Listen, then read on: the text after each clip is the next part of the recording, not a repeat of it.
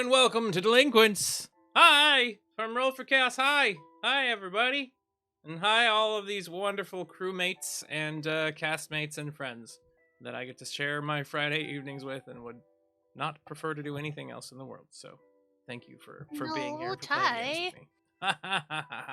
So, yeah, last time we were playing, crazy events happened, but we'll get to those here shortly as we go around the table and we meet our players again for the fifth time? Is this the fifth episode? Are you It's a supposed to keep yes. track of that? Well, are you counting the epilogue or no? No, I'm not counting the epilogue. So Then this would be the fourth. fourth episode, yeah. Yeah. And I am supposed to keep track of those things, but my brain has too many things in it. I have to I dig is through prepared. hundreds of dusty closets in order to figure out what it is that I'm thinking from moment to moment. But we're gonna go around the table at random, as usual, starting with Gwen McSherry. Who are you? And tell us one thing you're afraid of, and tell us one thing that B is afraid of. Who am I? That's the Who question. are isn't it? you? What Too is my personal. quest?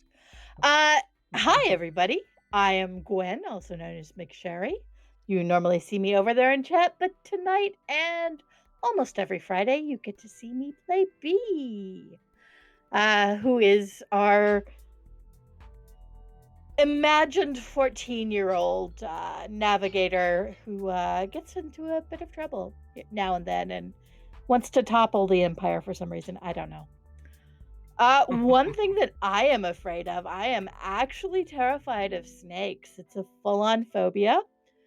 And one time I forced myself to watch snakes on a plane to try and get over it. And then my cat spent the entire night dragging his tail up and down my leg, and it was not a good night. It was not a good night. Oh boy. Yeah.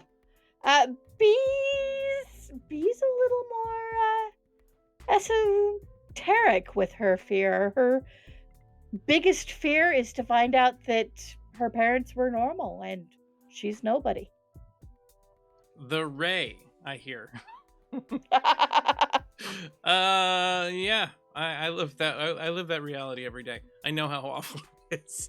We'll move from there to Nora and Clarion Bell. Hello, I'm Nora, and I play the medic and tinker Clarion Bell, who is done with this cruise bullshit, and I think that Clarion and I share a kind of similar fear, which is brain injuries. Imagine that. Like any other medical intervention, I feel like I would probably muddle through somehow, but like a brain injury would take away a lot that makes me feel like me. By definition. Well, yeah. Well, now mine is brain injuries too. You're welcome.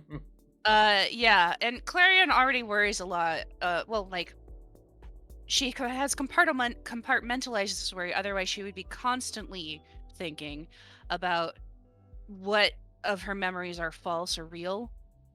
So yeah, she definitely, yeah, big issue for both of us. The brain injury thing. I get that. If I lost all of my memories, you know what would be worse than just losing your mind? Is losing your mind slowly and recognizing your family have to deal with it. Knowing that you're doing it. Yeah. Yeah. Oh. Yeah. Alzheimer's, not good. Yeah, I already struggle enough as it is with the momentary lapses in memory when I'm overloaded or whatever, and it's like I can't think, I can't speak, I don't know vocabulary anymore, and that would be awful. That would be awful. We'll move right along from there to Conrad and Jackal. Jackal, give us yours.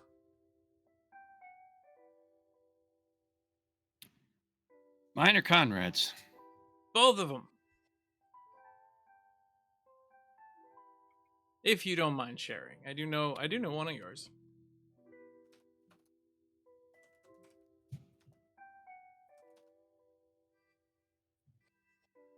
Conrad's biggest fear is hunger, to go hungry, to have to go back to being this. There was a time in Conrad's life where he had to literally sell his body in order to get what he needed as an adult.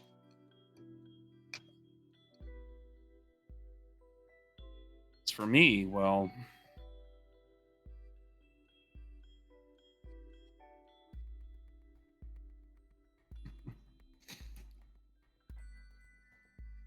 my biggest fear is that tomorrow everything I have done for will be proven false, without value, and mute by hearsay.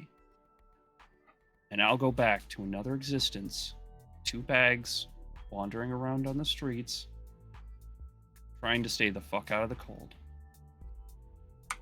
Back to you, Ty. I'm pretty sure you've got 6 other homes that you could go to if you need us. It's true. It's true. If you absolutely had to. We'd move on from there to Atomic and Umbra. Hi, everybody. I'm Atomic. I'm trying to decide where I want to go with this. Okay, so Umbra's is easy. Umbra's is losing control because right now he's on a very slippery path, but but he can guide it. I think his greatest fear would be losing control of it and then being a prisoner inside his own head, watching himself do things that he doesn't want. It's probably his greatest fear. He's playing devil's advocate, and right now he's on the right side of it.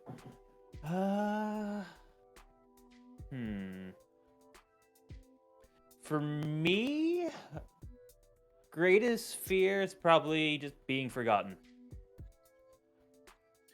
Yeah, something to say. Did you exist at all if nobody ever remembered you? Mm-hmm. Oh, that one that I'm gone. Bye, everybody. Fade away. Thanos snapped right out of existence. Was somebody there? I don't know. All I see is a bunch of atomic dust. I don't know. Hey. Hi, kick him from the call. Kick him from the call. And we'll move That from would be there. hilarious. Just Benjamin and Roland. Hey everybody, I'm Benjamin. You can find me on Twitter at TTBenjamin1. I'm the host and dungeon master of the Lawful Great Adventures podcast, a Pathfinder 1st Edition podcast about 4 friends on a long journey home. My greatest fear is that there's somewhere out there in the world who is thinking to themselves, God, I could really listen to a Pathfinder 1st Edition podcast about 4 friends on a long journey home, and they never find the Lawful Great Adventures podcast. That's a true nightmare. Thank you for lightening the mood. Sorry. You know, I'm gonna co-opt you there because my biggest fear is that there's so many people out there that are like, I want to play some sort of space pirate, off the wall, wacky adventure, kind of like 5e but better, and then they never find it. So and they never find it. Yeah, for real. My greatest fear is being exposed for a fraud. Well, don't worry about that. You do that on Twitter every day. What?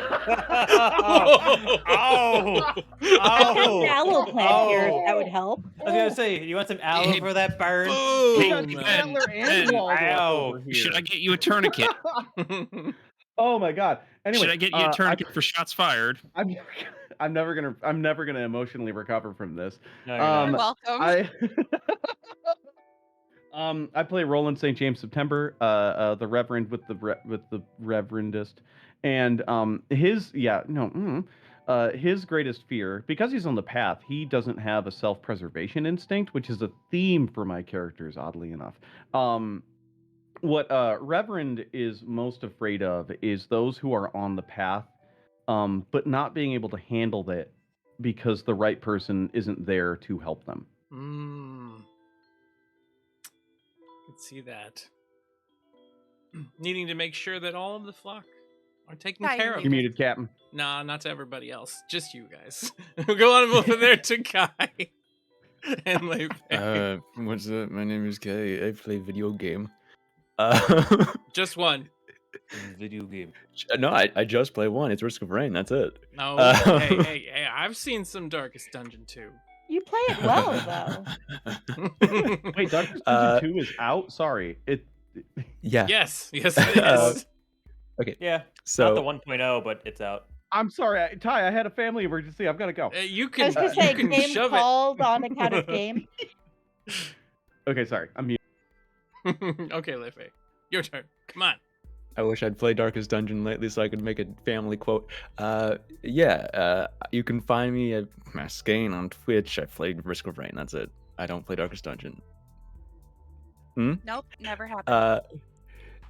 I have no fears because I am immortal and a legend. Accurate. You're also full And- of. Well, Nah. No.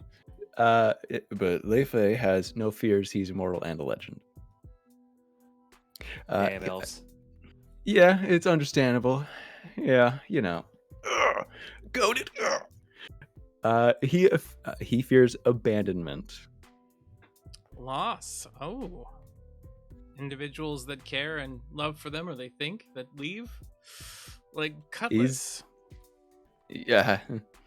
Oof. And Amos also leaving, although there was a bit more of a tense soon. relationship with Amos.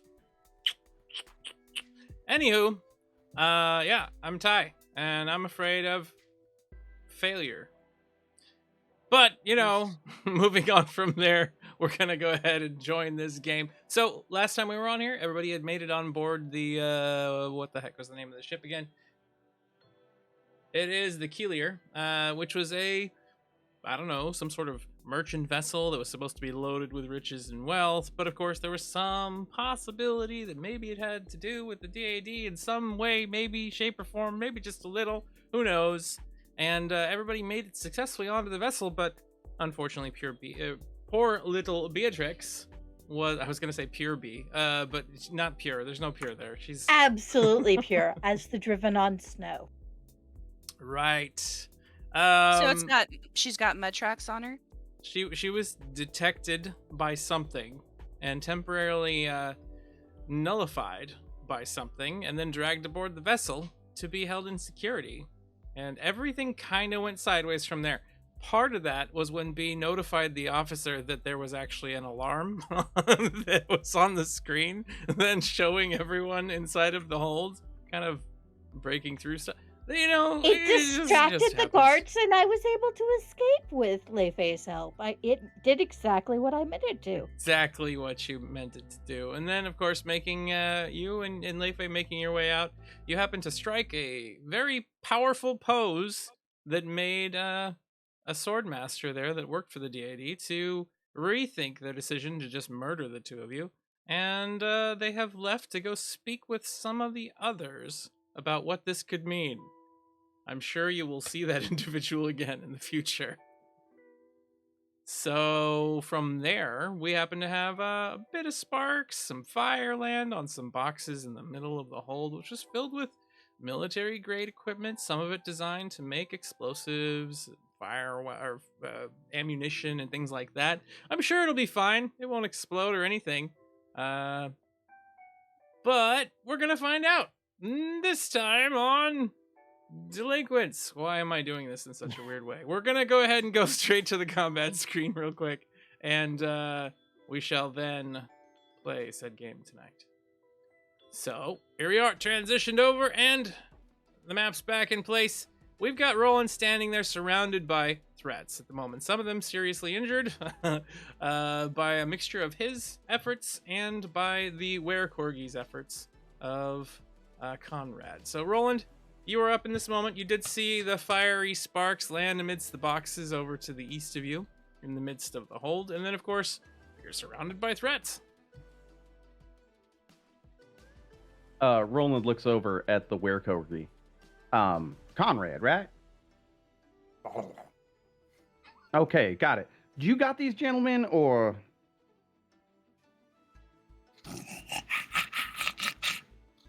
All right, you eat up, little friend. Love the look.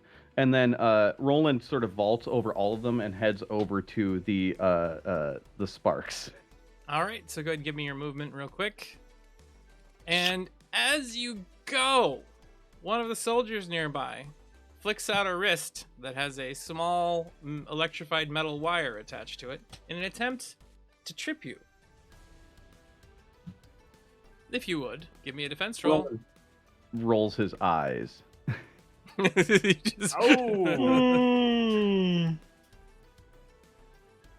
Roland, what do you do to avoid this wire? It's nowhere near actually attaching to you. Roland just does what he was going to do, but rolls his eyes at the man. Like So you're like, that's he's. you're like vaulting through the air, and you're just huge Oh my God, exaggerated eye really? roll. The little barbed wire thing just flies past you, smacks into the ceiling, and then rattles onto the floor a distance away. So you move over to the boxes. Coming up against them, Yeah. this is a large pile, stands about 15 feet tall. Some of these boxes are 20 feet across. They're pretty big.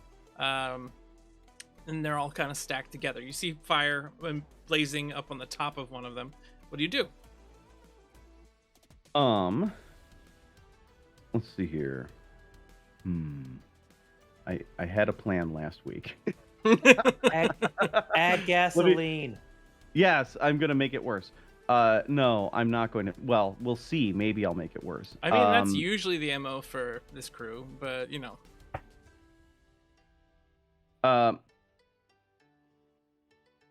Roland is going to use his respect ability. Okay. And close his eyes and say, "Would one of you water eternals that have been watching this please put the fire out?" Okay, so you're reaching to ask them. You can spend an overload, roll magical for me, and we'll see if they listen. You are aboard a DAD ship. That could create some problems for Eternals trying to live in the area. There are already problems. That is a 13. So you see something that resembles a overly large raindrop with two little stubby legs kind of float over towards the box, land upon it, and then just look at you and go, You expect me to whiz on this or what? Yes, actually, if you would please relieve yourself on that spark, sir. Relieving of myself would make less of me be here. It is okay. We will find you some more water. Just follow me afterward. Are you certain? Yes, of course. You are a respectable individual. I I will listen agree. and try. Thank you for noticing. you see the thing just immediately turn, and just a section of it just starts squirting out onto the fire. And we'll see if it's able to put it out. And that is a 4. It just evaporates almost immediately as sparks catch. Roland looks at it and is like, "No, the other way. The other way. You have plenty to spare. Just use as much of it as you have and follow me back onto my vessel and we'll be good." And then I give it an ace. All right, another roll. Unfortunately, the little creature, as you 9. tell it to turn, it turns and you just see a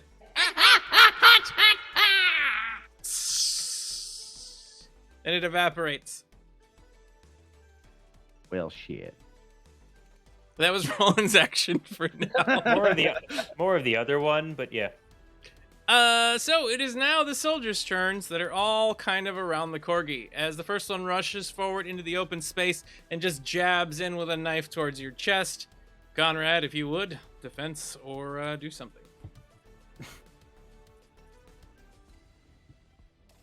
The opponent striking at you gets a 20 to hit.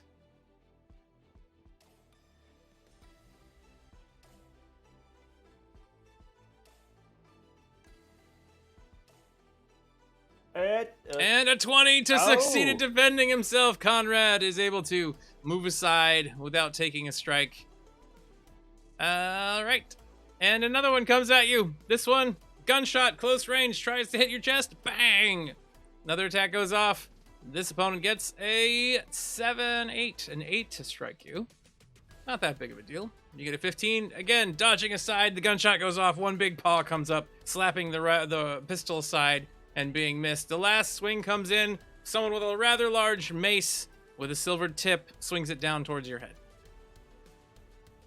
Whoosh! This one getting a 17.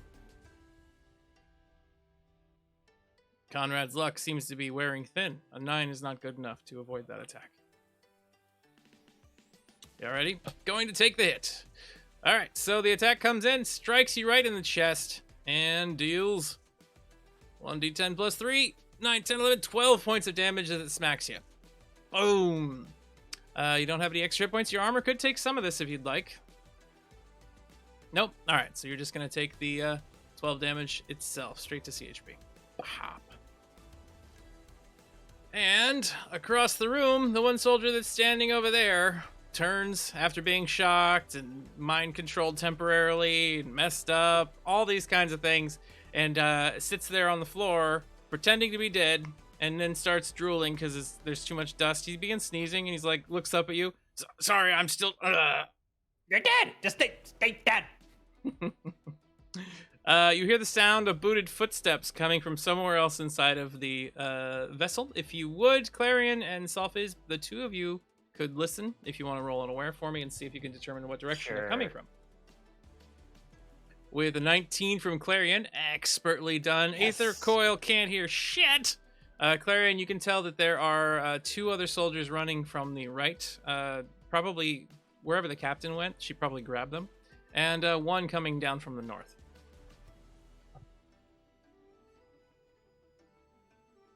Muted. You are muted. Whoops. She will pass this information along to Umbra. All right. Umbra, she tells you where there's some more enemies. Outnumbered, just how I like it. Yes. Outnumbered, just the way you like it. Even odds. Excuse me? All right. What? So that was those. In the distance, Leifei, you and B, who are standing there, of course. Master Leo has just walked away from you, heading towards what looks like the reactor room. It's not your turn yet, but are you going to allow him just to leave when the two of you have your action? Or are you going to try to stop him? Do you want to stop him? I mean, I'm just kind of confused by the whole thing, so... You know what? I'm gonna use a feature at least, because I'm dummy stupid and forget to do it every time. Use it. All right, well, if you're going to be using a feature, then Leo has not quite left yet. He's standing at the door when you do so. And we move on to Clarion. Your turn. Clarion looks at the fire and then looks at Umbra and says, well, if you like being outnumbered so much, you deal with them. And then goes over and tries to find the spark and will use her PDO with a frost effect as a flame extinguisher. All right, give me your attack roll with your weapon, with your PDO. Big hit, give me damage. As long as you get higher than 6, you'll put out that fire. That is an 8 though. You still got it. I don't think you can reach 6 because you have +5 and 2 dice. So the blast comes out, ice freezes the top of it, and the flames go out. All right, great. Excellent. So your turn is over. Sulfiz, you're up. You've got enemies coming from the right and an enemy coming from the north of you, according to Clarion. Can I tell just from this angle whether or not the door the captain went through is there like a control panel? Do I think it would unlock, or is there just no way in? There is a control panel, and from your knowledge on the ships before, she probably activated the captain's lock, which means that pretty much only she and authorized individuals have the code to go through it. You'd have to damage or open the door or override that somehow. Okay. It's also likely that there are 2 soldiers waiting on the other side of the door to fire on anybody that opens it.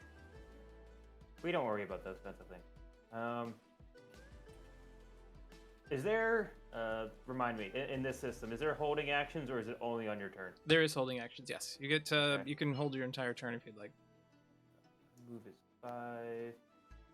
I want to move here, out into the corner, top right of this room, and just wait for whoever comes through the door. Try to surprise them? Yeah, I mean, if I can hold an action, I'll be holding an action with my pistol. But that would be it. All right, will do. So, B, we're up to you now. Leifei is going to try something probably stupid. And you are there now to do whatever else. So you're gonna go now, or you want to wait? I will wait until after Leifei goes, but B will be looking between the sword and Master Leo, just very confused about how everything went down. Okay. We move on to Conrad. So you're there, and you've got 3 targets in front of you. What do you do, Conrad?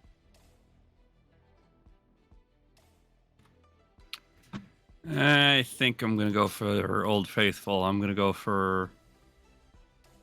One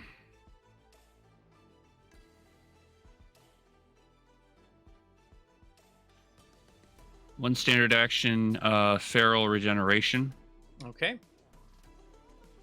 Feral Regeneration is here. So using this ability grants the Wormheart 1d4 applications of their regen and CHP only. So give me 1d4, and you will gain back 4 applications of regen, so that is 8 health. So as you stand there, we see the wounds upon Conrad's body just sealing up suddenly. And so that's a full action. Since that's a standard, not a full action, I am going to also take another bite out of the guy with the Warhammer. All right, Warhammer guy, go ahead and give us a bite attack. The individual tries to bring the Warhammer up to block the bite, but is slow, apparently, only getting a 5 to defend against you. Your bite hits. Give me damage. Huge crunch, and you tear the jugular out of that soldier, ripping them apart and shaking them like a worried dog. Whatever parts land in Conrad's mouth, Conrad is going to tip back their head and swallow what remains before turning back to the other 2 as if to try and intimidate them. While some of that was probably kind of tasty to someone like you, you also got hardened shells and bits of armor that you know are going to be very difficult to pass later. We'll move on from there. Oh no. Door opens up, and a soldier steps out. Seeing everybody in the room, you see him go. Oh, he's carrying a weapon right now. You see him go to grab a explosive off of his belt, or something like that. Umbra, you can interrupt now if you would like. Shooty, shooty, bang, bang. Okay. Bang! Gunshot goes out. So you got a 13. 13.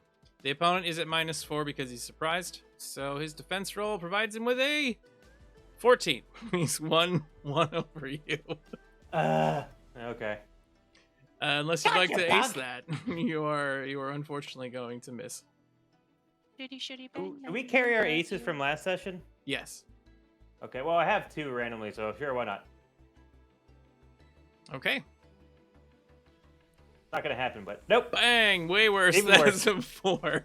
The bullet like bounces around the room and just everybody kind of ducks a little bit. It smacks Doesn't into hit one of the the spark. boxes. Yeah, it's right over there where all the explosives are. It just into the box, but doesn't set it off.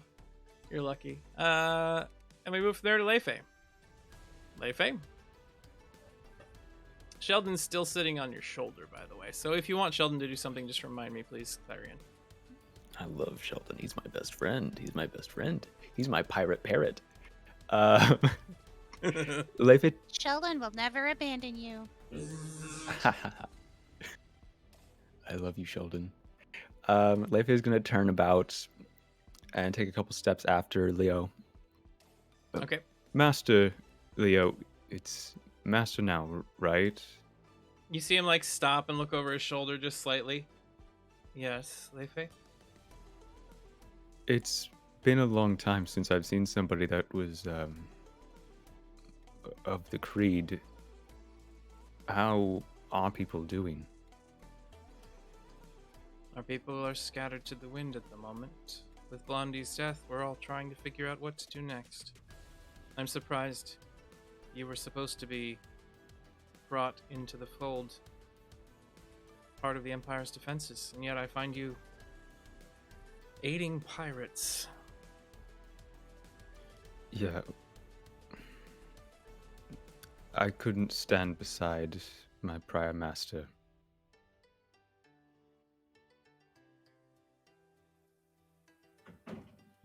It is his fault, and not the fault of the Order.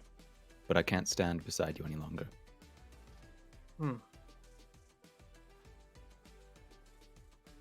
We will speak again, Leifei, in the future, and I wish to understand you better. Hopefully not at the end of a blade. Where might we? Find me on Eris. Eris. And he just like nods and then walks through the door. They have good ice Alright. cream on Eris. It's true. They even have, you know, future ice cream. It's these little tiny frozen dots of ice cream that you can get, you know? And they just melt on your tongue. It's amazing. It's made in the most amazing way too. All you do is you pour the liquid concoction for the ice cream out the window. You catch it on the ground because it's negative Yeah, I got a 300 date. degrees on Eris's surface. Anyway, Did you hear that? I got a date with a master. That's pretty impressive. And he's very attractive. I'm sure you'll have fun, Leifei. Yeah. All right. Also, can I use waterform stone? Certainly. What are you going to be using it for? Master Leo. We had a peaceable accord right there. You did.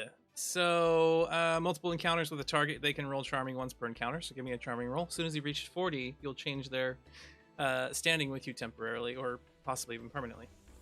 So you have already done this once with the previous owner of the vessel you currently have stolen. And now you've got a 7. So just mark that down if you would. 7 out of 40 Certainly. for Master Leo. As long as you don't do something that completely makes them hate you again before this is all done, then you will eventually move towards allyship with them. Yeah. All right, Thank you. that would be your turn. And Roland, you are up. You are standing there. Sparks seem to have gone out. The box itself is a little singed and burned, but nothing seems to have exploded. Clarion's standing off to the side. A soldier's busted in through the north door. There's another one laying on the floor nearby, and there are 2 soldiers still attacking poor little Wolfie boy. Roland gives a passing glass over to Conrad and sees Conrad rip the throat out of the dude. Yeah, he's got that. And then Roland is going to try to straight vault over the boxes to go after the dude that just came through the door that Atomic Selfish shot at. Selfish, sorry. Give me a that guy strong shot roll. at. You act like we just met. God. True, we did. All right, The with a big 16, rolls from Roland. you take a couple of quick steps, Jackie Chan style, one leg to one box, one leg to another, and twist, spinning up on top of them. And from that position, you rush forward, and then you jump. Let's see if you can jump at least 2 squares. You have to make 3. Give me a strong Is my roll. dervish still active? It is. From last game? So as long as you get higher than an 8 on a strength roll or a strong roll, you'll leap the distance. Oh, you just cursed it by telling me what the DC I is. gotta tell you. There you go, I'm a 19. boy. So you are flying through the air as you approach. That gives you a distinct advantage of height and momentum. What do you wish to do with that? Roland is going to do the neck grab around into the flip into the like body slam thing, It's like one of those like Black Widow style. Black Widow style. Yeah, All right. pow. So go ahead and give me an attack roll. We'll see if you get a hold of him. The opponent seeing you coming, but not sure what to do with it as you're flying through the air, since they don't have any martial training related to, hand-to-hand combat. Not really. Gets a 7 to your 21. So you grab a hold of his neck, you twist and spin, you slam him to the ground, causing him to become both prone and entangled. And because you just got in close proximity to a new target with Dervish, you can have a free unarmed strike if you'd like. Yeah, we're gonna do all of that. Do I get damage for body slamming him really hard? Yes, this will grant Yeah. you an extra 1d8 damage to the strike. Okay, cool. So I do that, and then I'll throw that. So that's 20 points of damage in one hit. Since this was considered bashing damage, and since he can't use his armor to protect him from this, I cannot have that. So you hit him so hard, he's like gasping for breath on the ground. I'm gonna make him make a tough roll real quick. Okay, he's not stunned, but he is currently entangled by you. So until you let go or until he breaks free, you've got him in a lock on the ground. So that was your actions. You can, however, still move with Dervish two more squares if you'd like. You can either try to roll with your target or just stay entangled and not move. I'm actually going to roll over to the other side of him, to the other side of the door, so it doesn't close automatically. And then does that give me another attack? You roll over there. No, it's only when you come into contact with a new enemy. With a new first one, time okay. per round. Yeah. Okay. So I do some like sick like flying jujitsu shit. Absolutely. Like you ain't seen this on UFC. You don't even know. This is like a mixture of UFC and have you ever seen the Wushu. high wire jumps in Yeah. like wrestling, world wrestling? They like leap through the air and grab somebody and pin them. It's kind of like that, but also martial arts. So yeah, it was pretty cool. His turn. He tries to break out of your grasp using his strength as much as possible. Oh, like, get off of me! What are you, some sort of ninja? I'm actually a pasta, sir.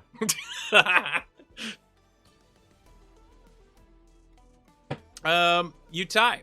So you keep him held in that position. He can't get out, and that's his turn.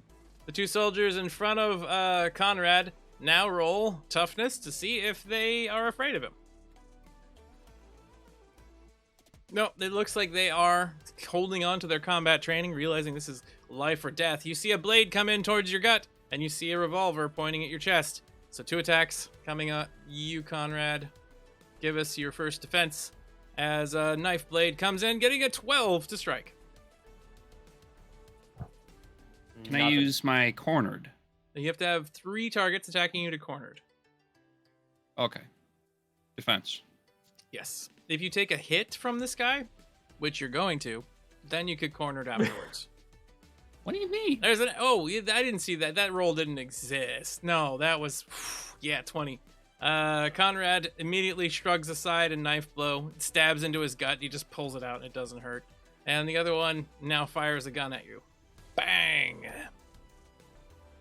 This target, that is a 8 to hit you from that soldier. And you get a 23, yet again, just deflecting the shot. And this time, as you're seeing them fire at you, you can see the cylinder spin over to an empty chamber. They are out of ammunition.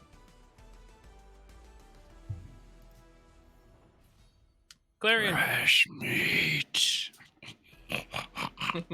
Back to you, Clarion. Yes. Okie dokie. So there was another spark that washed over the boxes, but they didn't catch on fire again. Yes. Fantastic. Clarion would like to.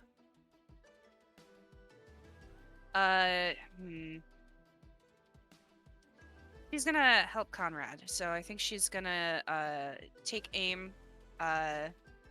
Maybe step to the side of one of these crates. Okay.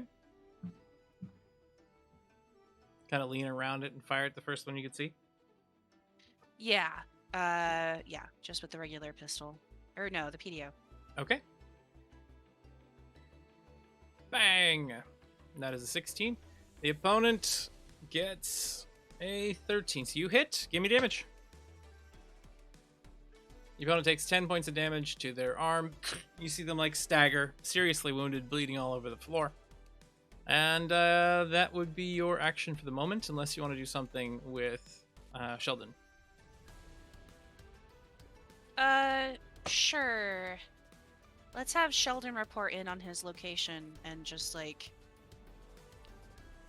send a summary of what's happened. We have met some sort of strange person. They seem to be the master of combat of some kind. And they left us alone after Beatrix stood in a really funny way. I don't understand, but I will clarify that for myself later. Thank you, Sheldon. And then I think she would like to transmit saying, we are in a firefight down here, and I think we're compromised. We should consider leaving. Okay. So the message is relayed to Leifei and B. They are currently under heavy fire and should think about gathering and leaving.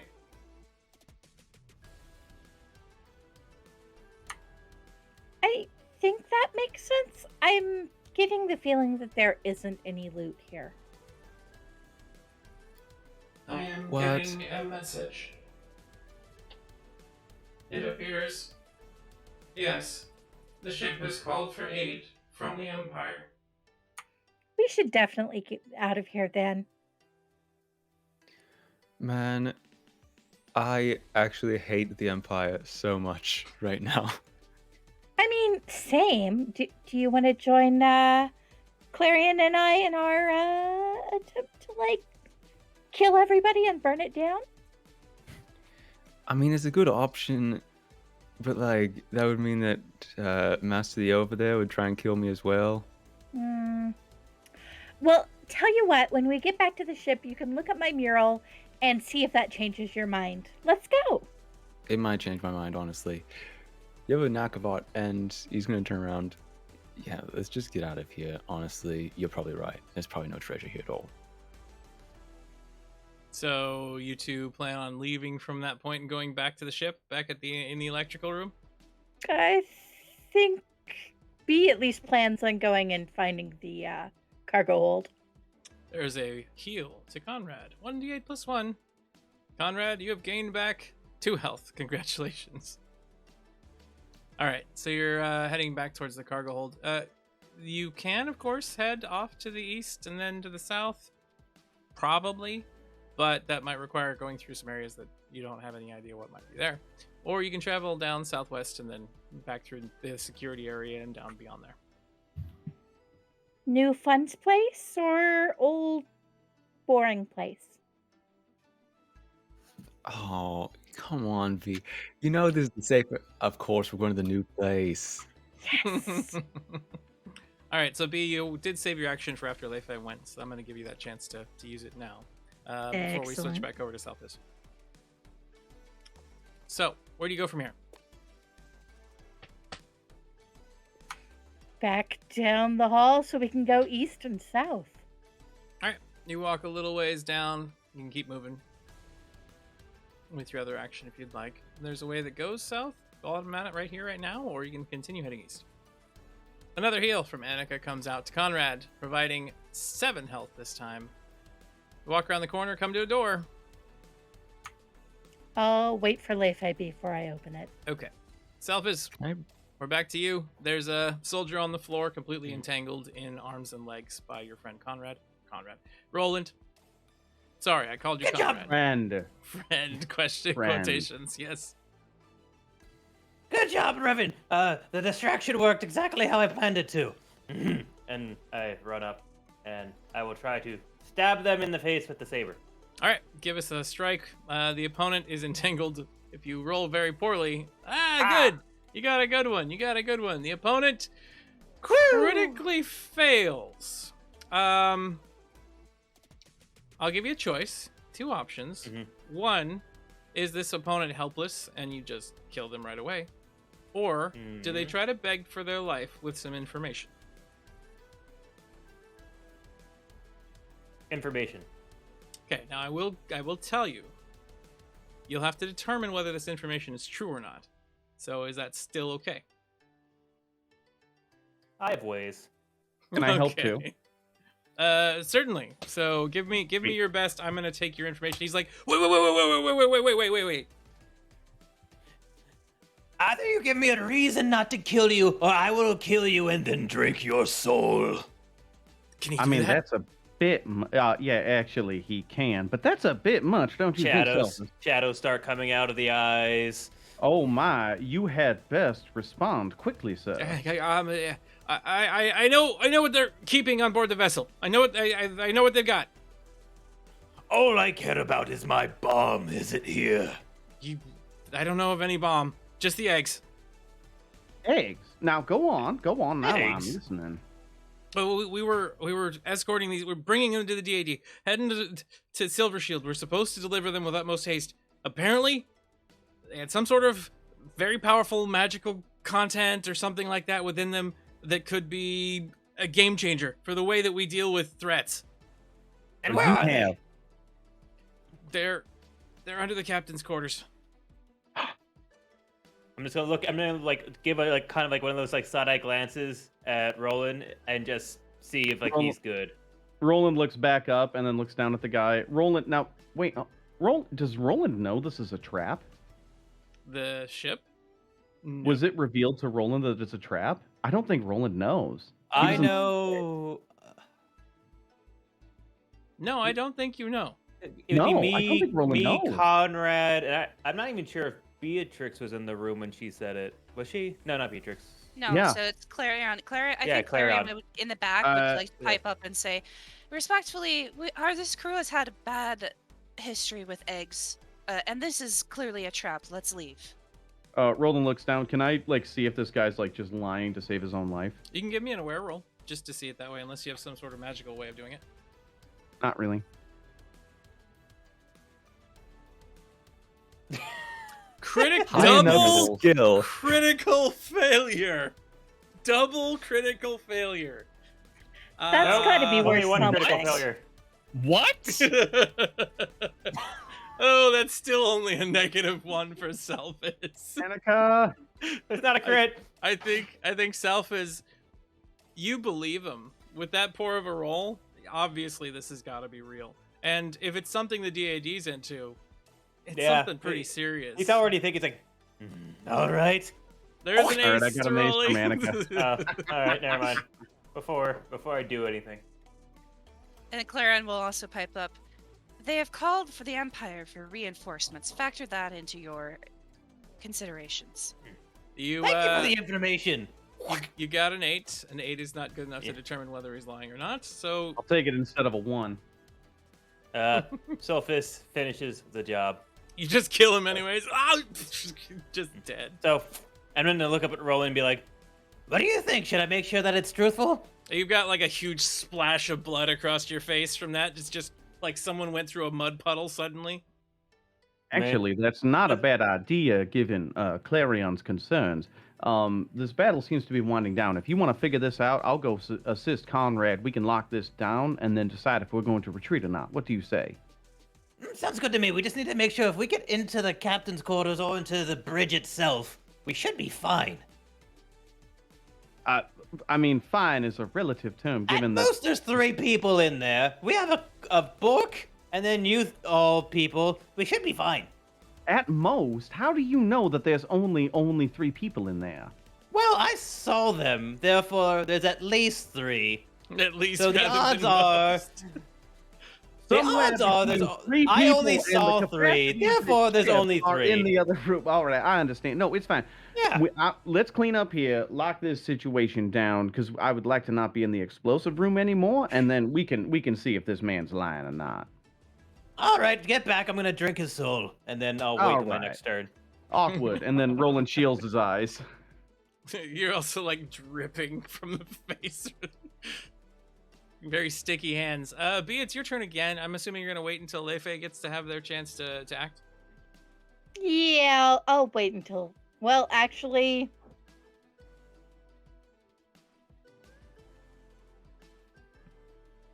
Nah, let's open the door.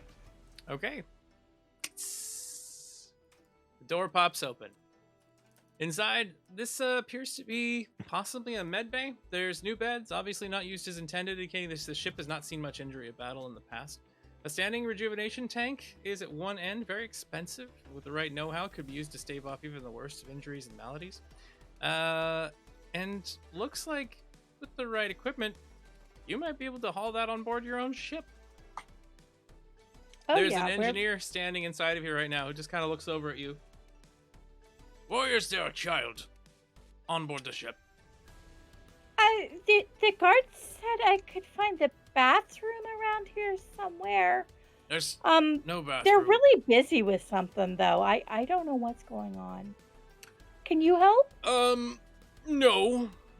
You see him step over to the side and look at you. He puts one hand on the console that he's at. As a matter of fact, and he pushes a button and the door slams shut in front of you. Well, I wish he hadn't done that. I'll tell Clarion where the tank is. All right, so you send a message over to Clarion. So give us what you say to her. Clarion, there's a big fancy medical thingy. I think it would do a lot of good. The guy just closed the door on me though, so we'll have to come back later. We're coming to get you. Thank you. I think it would take a lot of time and effort to extricate that, but you're correct in your assessment. Well, in that case, we'll buy you one when we get loot, whenever that is.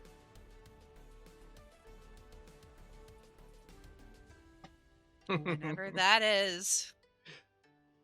All right, we'll move on from there. Conrad, you're back, Mr. Bork.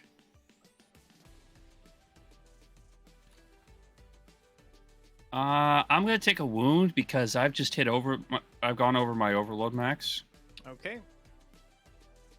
and Conrad is gonna just sort of flinch for a moment as the knife flies past, not because it's the knife, but because something inside them, kind of in the lower of their back, just stabs at them. So they're going to Annika has reduced your overload by 1. attack the first thing that has tried to kill them. Thank you, Annika. All right, give us your roll, please. So I'm going to say that Annika reduced it before this turn's requirement happened, so you can take the wound off.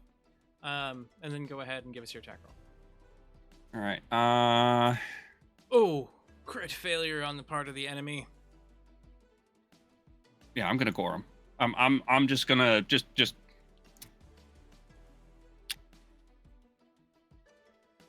Conrad is just gonna dig their claw into the chest of the guy, bite down on their faceplate, and just tear whatever they can off of it. They're literally going to remove this person's rib cage from the front like a hatchback. Well, give me your roll as you tear into this individual like a young man into a sandwich. I don't know. Hey, I'm hungry. Trying to come up with something clever, and my brain's like, nope, not today, friend. Go ahead and give us. I don't know. A sandwich sounds pretty good. A sandwich is delightful. Yeah. Pastrami on rye. Pastrami on guy, because you're eating it. Never mind. Go ahead, Conrad. I mean, if you feel that way, we can have some drinks and talk about it later. I don't know what Shannon's gonna say about it. Do I roll unarmed strike? Do I roll claws? This would be an unarmed strike. Yeah, beast unarmed. 20. Nice, you hit. So with a critical success, I will ask you this. The enemy's low enough health that there's really very little they can do to survive this attack. So your first option is that your character finds that their claws have the ability to penetrate armor, giving you +1 damage to A hits whenever you use a claw strike on someone while in this form. Or is your attack going to carry through? You grab a hold of this individual, tear him in half, turning his bones into knives, and slam that into his ally nearby. First off, that is a dirty 20. But I will end this fight right here. Okay. I hate how you do how you +1 to A hits in the long run feels like small potatoes. But I appreciate it. I really do. Okay. I'm going to bone knife the boneheads. All right, so just grabbing a hold of one, you pick him up, slam him into the other, and you have to beat 6 health to kill the second guy. So if you will, give me 2d8 damage that you're going to do with this enemy's friend.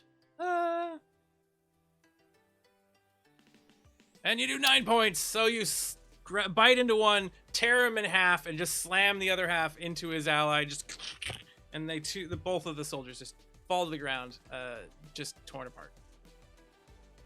Do I still have an action remaining? You have 1 action remaining, yes. All right. Is that a full action or a standard action to revert? Standard. All right. Conrad is going to revert, and I'm going to take an RP action. Conrad is going to just fall to one side and just in a lump of clothing, pantsless Conrad is going to stand up, shout over to Selphis. Aye, they're taken care of. What do you need?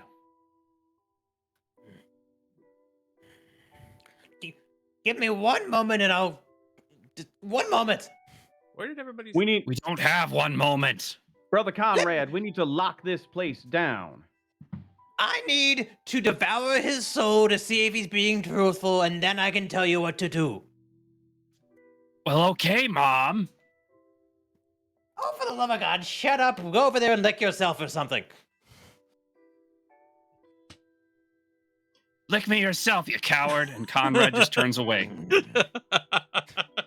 Lick me yourself, you coward. Conrad, you have another overload reduction. And yes, Annika, every turn he stays in beast form, he burns overload every time, every round. So in this moment, you have all dropped out of combat temporarily. The other forces have not gotten here yet or are bunkered in as they're awaiting some assistance. So we're going to move around from section to section to see what scene happens next. In this moment, Conrad's hit the floor, and we're going to go over to Leifei now. So Leifei, you see B just like turn, walk down the hallway, go to a door, step around it, walks the other way. What do you do? I was gonna use an action for it, but he's just gonna throw out his skateboard and start skating down the hall. You go all the way to B? Yeah. All right. So you skate all the way over to where B's at, next to the door, and the two of you kind of stop out in front of it. What happens next? He's gonna kick up and then slam the back wheels of the board down on the pressure plate. As he spins it, it goes into 180, and as he looks into the room, hey, anybody in here? The door opens up. There's a little flickering light. You could have swore you saw a whole bunch of individuals here a second ago, and then they just fade out as the room is dark. There's multiple tables inside of here. In the center is a large red button. What the? This feels like Silence, Ben. B. Yeah. It feels kind of like a trap, but also that's a button. I know it's a button. I know it's a really big red button. I mean, I wonder if Zep would push it for me. actually, let me ask a question. Okay. He turns his eyes over towards Sheldon. Sheldon, do you think that we should click that giant glowing red button? You're the smartest person in the room. You can. You're the smartest person in the room right now. I am sorry. I do not take orders from you. What do you mean? I'm your captain. Yeah. I am not a part of the pirate hierarchical order. I am an automaton created by Clarion Bell, and as such, an extension of her. But you could be a pirate. Oh, we need to get Sheldon a hat. A hat would not make me a pirate. It would look really cute, though. It would be a good first step. And Leifei can make you a pirate. Well, I feel like we need to solve this later. Wait, this isn't something They are to asking solve. me to push a big red button in the middle of an empty room. What should I do? Do it. Tell them no, obviously. Varian says to say no, obviously. yeah, that does sound like Clarion. That sounds very smart. Uh-huh. Should we go back the other way, Leifei? There are other rooms or other doors in this room. I'll just skate by it. As you skate nearby the table, the enticing massive red button constantly in your vision. We just like see the scene of Leifei on board, and it's just like we see like It tables slows moving down. by, slows down. He just kind of turns as this huge button is just there, just at the edge of the reach, and slides around the table a little bit and comes down to a slow. B, what are you doing? B will walk slowly after Leifei, also with her eyes staying lovingly on the button as she walks. Just yearning, just We have one both of it. little boop. It would be so easy. The two You're of your them own like people. Music Manifest begins. destiny. Music begins playing in the Carpe background. diem. The two are staring at it over the table. But yeah, that'll be your turn for the moment. Roland, we're over to you. Inside the room, there's the soldier that's playing dead on the floor. One that is dead on the floor. And the other ones that are, I don't know, playthings for the now supine Conrad, who's laying upon his side in the distance, burning from inner light. Roland looks over at Selphus. All right, you got this. And then he walks over to the guy that's playing dead and just snaps his neck. You walk over to the guy that's on the floor who's been playing dead. Self is told to play dead. And then suddenly there's a... I imagine you just be like, can I get out now? Is it safe? Is it gonna be okay? Exactly. Nope, he's dead now. So that's what Roland did. Clarion, Yep. You turn and see Roland just break a guy's neck. Very well. And that's Oh, it. that's fine, but a big red button. We need to. Okay, so the guy lying on the floor wasn't going to explode us all. If The he button snapped didn't his say neck. explode. Now he definitely button can't didn't say explode us shit. all. It could be a party button. You don't know. Look, this has escalated to the point where it is basically a standoff, and if we don't leave, one side is going to get completely annihilated, and the other is going to get what they want. So, this man had to go. It's I'm not a arguing moral that. conundrum. Yeah. I'm not arguing that. I'm arguing the button logic. Are you gonna eat that? Yeah. No, drip, that you can. drip, you, drip, Br- drip. Brother Conrad, if you need medical assistance, you come on over here now. But close He the may door not be behind you. capable of coming over here. I will go to him. All And right. Clarion goes to him. All right, so Clarion walks over to Conrad, drip, drip. laying in a pile of gore and viscera, which you're not sure which of it is his, which of it is the enemies that are now kind of coating the walls and the ceiling and his clothing and the spaces around him everywhere. I hate to say this, but Clarion has definitely seen worse. It's true. I mean, you also were one of the Sparrows, so we'll move from there to Selphus. So you were over the corpse. What happens Yep. next? I am going to use my Whispers in the Dark feature, where I can converse with once living objects and attempt to use a brains roll to figure out if the eggs are an actual past memory of theirs. Okay. So what do you say to his corpse as you puppet string this with energy? Then kind of shrugs and moves, and then his head turns towards you, cracking as you can see that the tendons and whatnot are already split. His eyes glowing with a soft inner light. What do you say? I'm sorry I don't have the best people skills when you're alive, but I'm great when you're dead. So I need to know whether or not that egg story was correct. So could you please be a dear and just let me know, and then I can just let you be? I was telling you what I knew, and you were supposed to, and you cut my throat. You're an asshole. Oh yeah, well, yeah, but you're dead, so who cares about your opinion? I still have opinions. Is it true or not? God damn it! I mean, yeah, I think so. That's what I remember. They brought on these eggs. They said we were Ask going him to be about taking the red them. button. Well, actually, no. Self just wouldn't know anything about red button. Where in this conversation do I roll the brains just to see if I get the idea of truthfulness or not? You can roll it now. Go for it. Okay, and it gets I get a +3 to this. So hold on. Yep. Let me just put it on the modifier. At 20. Okay. In this case, you will either see through what is happening right now, or you will gain +2 to all rolls to interrogate the dead from here on out.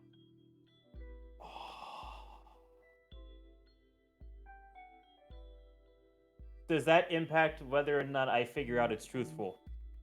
You will have some does the roll missing- still you will succeed? succeed here, but you will Okay. have some missing information.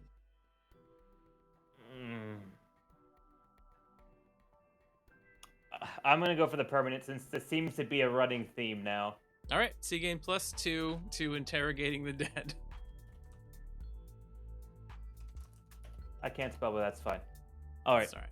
So yes, he's telling the truth.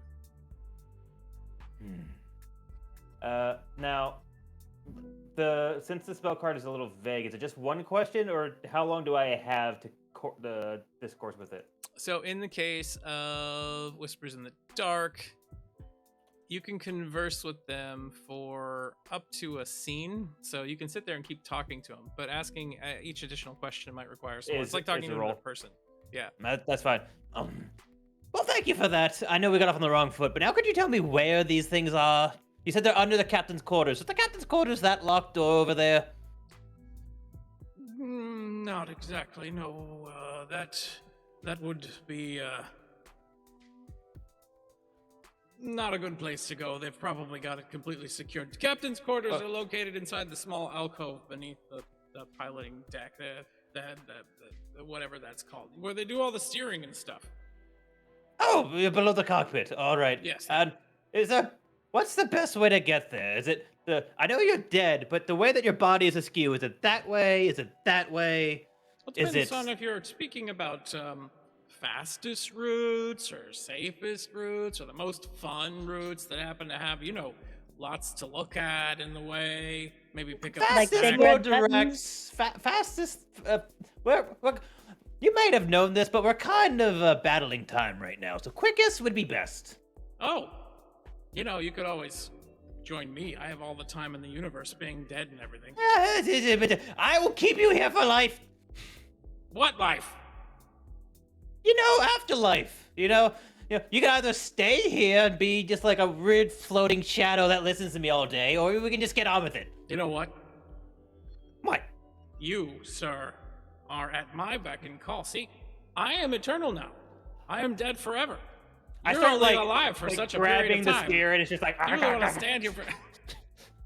I just start like biting his spirit, just like You're just like chewing on it. Just Give me a charming roll to see if you can convince him to knock off the shit. by physically by biting him. Yes. Okay, sure. All right, this would be great. Not bad. Okay. I'm trying to be reasonable here. You know how many times I've done this? So, where are we going with this?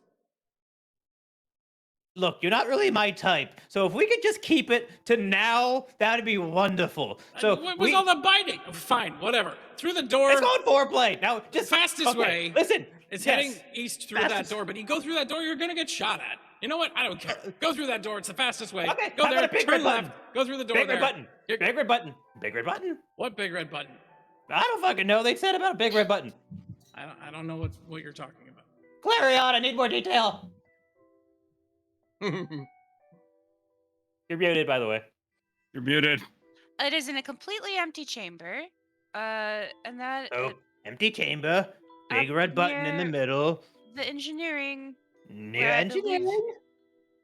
where I believe Lefe and Beatrix are. Ring any bells? No. Well, you tried. Alright. So, if we can't go through the cockpit, what's the next best way? Oh, you could go through the dining room. That's that way. There's also a vent that travels in there from our radio's room and the Atmo room. You could go between the two. Well, you've been a dear, so thank you very much for your time. So now go enjoy your ever peaceful slumber or whatever the fuck. I don't really carry your spirit now. Goodbye. Yeah. Then you see his body just onto the floor and stop moving. Oh, God, they're always so needy after they're dead. Ugh. That would be Atomic's turn. Selphis is done with that craziness. B, we're back to you. Inside the dining room. Do we want to go south or east? Or do we want to push the button and just not tell Clarion we did it? Okay, so here's like the thing. I feel like Clarion might be trying to trick us. Oh. See, all right. So, you know how sometimes Clarion's like, don't do this. Mm-hmm. So that we then don't do it, and then she laughs And she's like, I tricked you. I tricked you because you're dumb, pretty much. She does that all the time. You're right. No, she doesn't. She never says she does it, but I feel it. You can hear her say it even if she doesn't say it out loud. Yeah. Ty, can we I feel read so the used. words next to the button? The words? Yeah. It says emergencies only. I mean, Is this an emergency? It I don't kind know. of is. What would the Empire consider an emergency? Us? Maybe. I don't know if we're in their books. I wouldn't want to be Mm. in their books.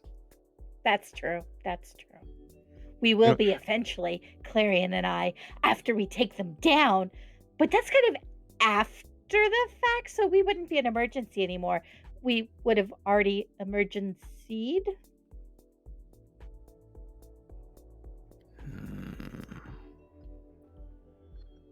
Then again, this might be a double trick. She's clever. There's She's so many really layers. clever. She is, I know. And shh. He points to his shoulder. Shh. Sheldon's a spy. Let's just skate over there. Okay.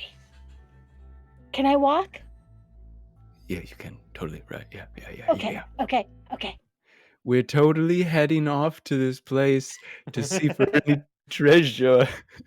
It's a good thing. Loot. It's a good thing we're all here. You, me, and Sheldon, all of us together. And they're gonna go over there. Okay, so go ahead and give me where you moved to. I click the floor button.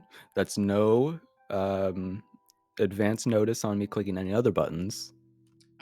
Yeah. So Just the one button. you hit the floor button, and a red light goes gink gink on the door. Oh, that was the trick button. Oh, come on. Well, if that's the trick button, then this one clearly isn't. Of course, yeah. Let's go click it.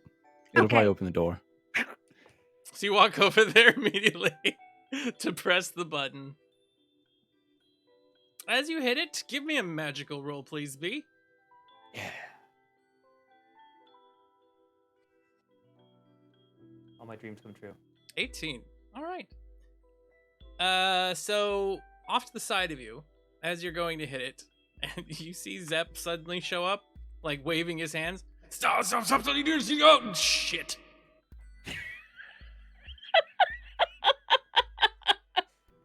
And then you hear and feel a presence that you think you remember, just kind of laughing at you a little bit.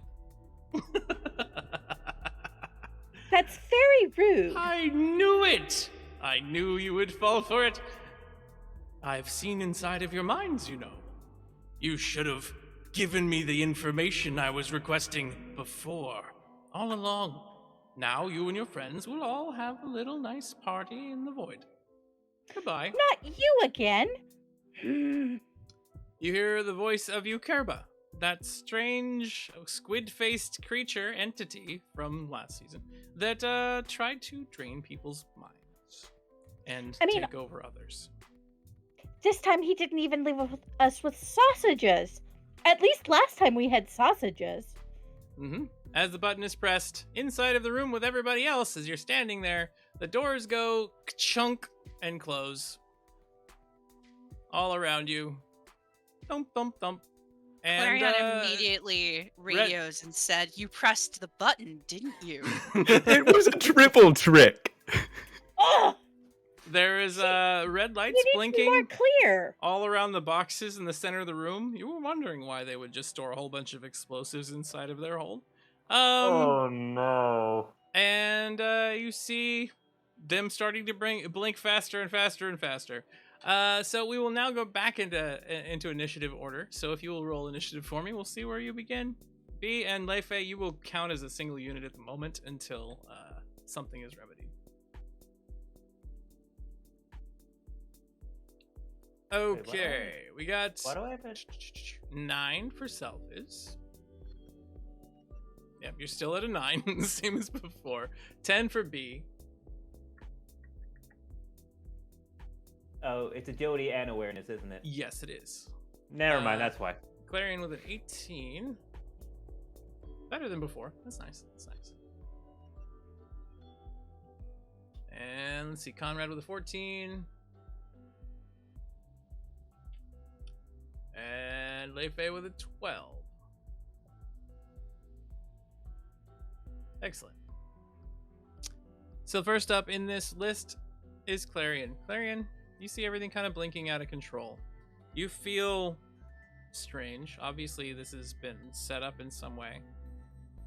But you're surprised you didn't see some of this coming in advance. She's before Roland? Yes. Roland. Oh, Roland got a 20. I'm sorry. Roland, you were first. I didn't see her.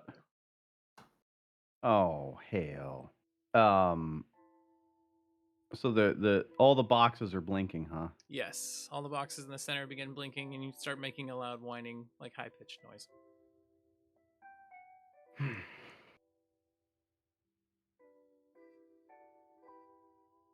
Would I presume that this blinking is some kind of an electrical, like it's obviously like an electrical timer that's going to let off a spark soon, right? Yes. At the end of this round. Oh, that's super unpleasant. I'm glad you did that. So Roland is going to. All right, let's see if I can do this. Using Fire Within, and we'll see how much overload you want me to use here. Roland is actually going to reduce the polarity of his Fire Within ability, the lightning version of it, to create an EMP and channel it through all the boxes. Okay. So one application would hit a section of the boxes. 2 would hit them all. 3 No, they would, all got to go. 3 would hit them with perfect clarity, but could impact some of the rest of the ship.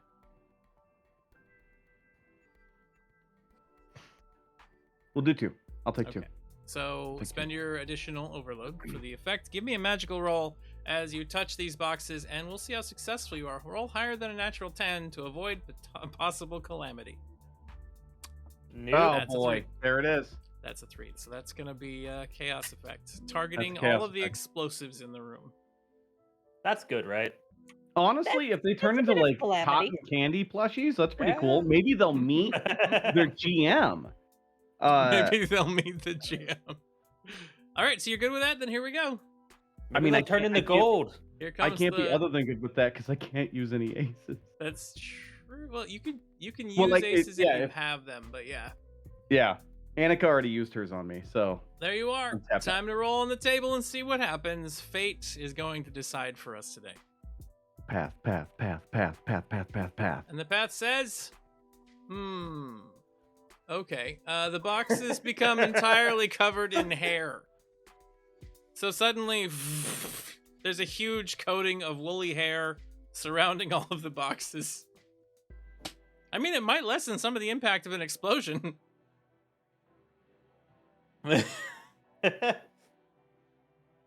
And the boxes are blind, so that's Roland, good. what exactly were you trying to do? I was trying to create an electromagnetic pulse. Instead, I got an electro mustachio pulse. It's just a bit of a misfire. Oh, this- Not a bad idea. Horrible execution. Hey, don't judge. I panicked. Don't panic, Father Hobo. Let's just get the heck out of here. That's an option. Otherwise, Clarion, if you could also try an electromagnetic pulse, maybe that would work. Clarion's turn. I was thinking of the very thing, and she fiddles with settings on her PDO, and is going to attempt it. Okay. So give me a brains roll. Give me a brains roll. 9. With a 9, the only thing you can think of doing. Oh, there's an ace. Okay. There's a Nope. 10. Not much better. There's another Oh, ace. There's a 19. there it is. Better. Okay. With a 19, you believe that you can set your device in a way that could produce an electromagnetic pulse, disabling some of the electronics in here, but it will destroy your PDO. You'll have to rebuild it later. You could potentially do that without having it break if you were to channel chaos as well, if you were to evoke it.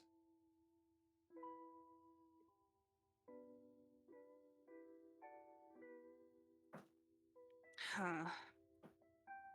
I think Clarion is definitely leaning towards her things are disposable. Okay. So she will have the PDO break. All right. So, one word of warning. You are an automaton. If this goes awry, say critical failure, something along those lines, you could be severely impacted by using an EMP inside the room with yourself. So, go ahead and give me another brains roll as you attempt to make this thing work on the boxes. And here we go. Oh, Critical failure. Goodbye, everybody. No. So Clarion grabs a hold of the device. You see lightning being arcing off of it, and suddenly some of it starts smashing into Clarion herself. And then there's a that wipes through the room. And an ace was given to you by Annika. At that moment, we had the restore. Annika, the seventh player at our table. 5. Indeed. With such a low brains roll, you are not going to cause damage to yourself, but I'll give you a choice. You can either cause damage to yourself and disable these boxes, or you can disable some of them, but not all of them, and have to rely on your allies to help take care of the rest without injuring yourself. Nope. Again, she's just going to take the injury. Okay, so your PDO explodes, the energy washes over these boxes, and you see the lights just blink out. And you now take an AMP strike, 29 points of damage. How much per wound? Each wound is 5. Okay, then we're going to take 2 more wounds, and she will start speaking erratically.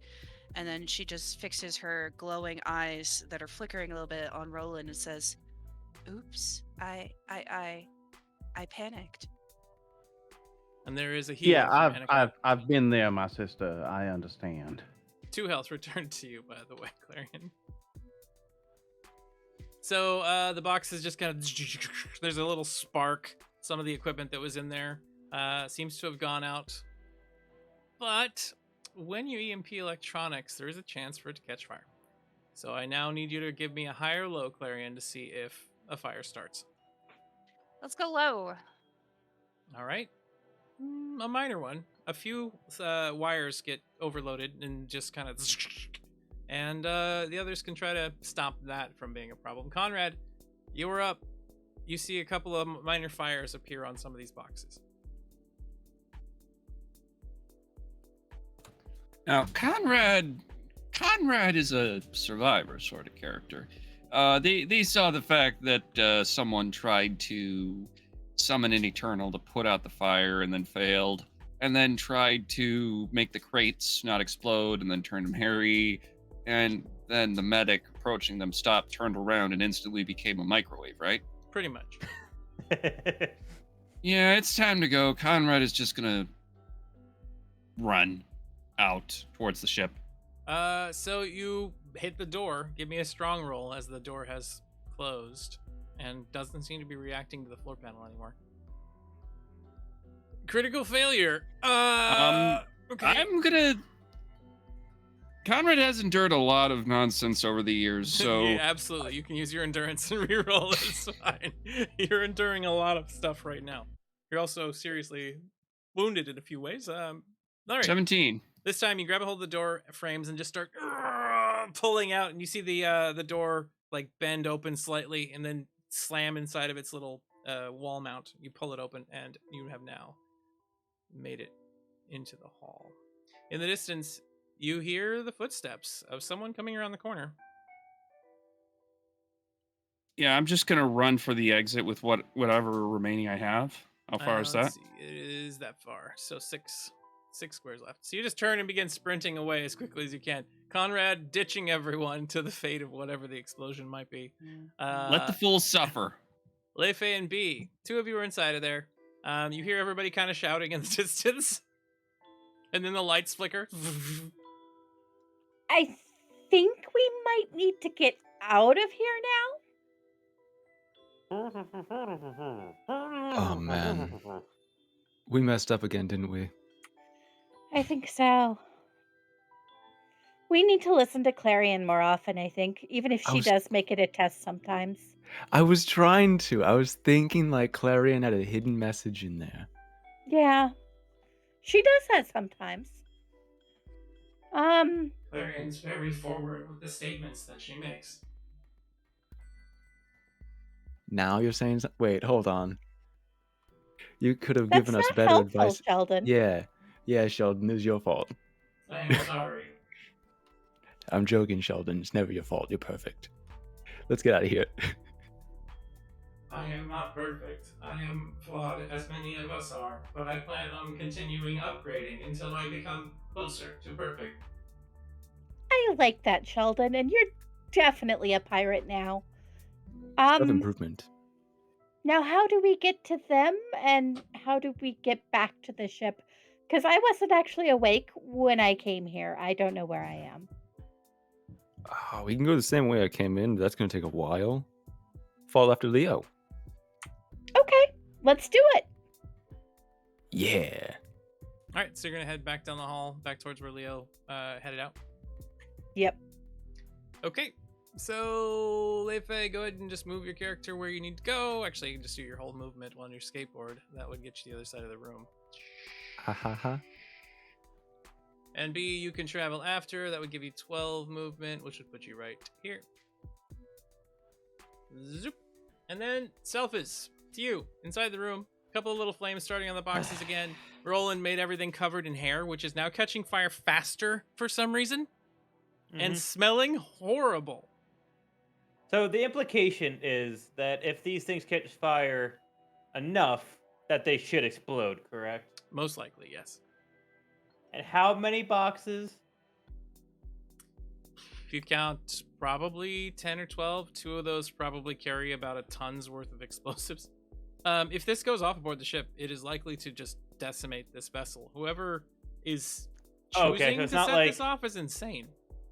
So it's not like if we move them somewhere, it'd be a localized explosion. It's basically just gonna the end all be all. Yeah, it would take out this whole ship and probably damage yours, if not, taking it out as well. Depending on what the status of your shields were at the moment. Yeah, because I was thinking about just saying it must have slipped and put it inside the cockpit where everyone else is, but that's a bigger explosion than I thought it was going to be. So, all right, here's something for you. It's probably going to have to be chaos, but I want to ask. Okay. Could I turn all of the hair into water? Yeah, I'd give you. It would only take you one application of chaos with your current strength over elemental. With my guide of elements or alter elements. So spend one extra overload. Give me a magical roll, and as long as you get higher than a natural 5, there will be no chaos. So is it one to use the ability, then one to overload? Yes. Or how does? So Okay, it would be so two total. I'll take one wound because of that, right? Because I'd be one over my limit. Exactly. Desperate times. Don't say Uncle Sulfus didn't do anything for you. Yep. Okay. And magic roll, right? Yes. All right. That's a 5. So you have hit the chaos again. There is an overload reduction from Annika. Hey, thank you, Annika. That protects you from your it's wound. overload. Well, thank you. Do you have any aces? No. All right. Well, here we go again. As more chaos decides to make its presence known. Is turn into water one of the chaos options? Change all element to the opposite you were trying for is one, so he could make it fire. Oh no! All right, here we go. Give us a roll. I'm trying to think. I don't think I have anything in my my bag of tricks that would let me do anything to this. So yep. There we are, and the answer is a 2-range radius cloud of death aether centered on the That makes target sense. of the ability. Starts causing damage to everything around. that These makes sense. boxes are wood, and they are filled with stuff that might decay over time, but way slower than wood does. So, Not anymore. give me 3d6 damage. If you do more than 12, you will remove and cause a cinder keg moment to happen. You'll remove the wood casings and just reveal everything to, like, have you ever thrown creamer powder into fire and saw what happened? Oh yeah. Yeah. So we want less than 12, or we want You more want than 12? less than 12, otherwise that's gonna happen this moment. If it does happen, does that mean that, ladies and gentlemen of the chat, you get to watch us roll all new characters? Well, at least some of you maybe. I don't know. We'll see. That is 7 Yes! points of damage. Anyone want to is- ace me? It is low enough that this is starting to burn down pretty heavily. You have 1 action remaining, but you can't use an ability any longer because you've used all your 1 for the round. There is still fire there. The boxes are decayed enough that they're starting to catch more. Umbra, you gotta save I know. the day here. Now, in my inventory, no, that's a dry good. How much ink does an inkwell carry? An inkwell coin?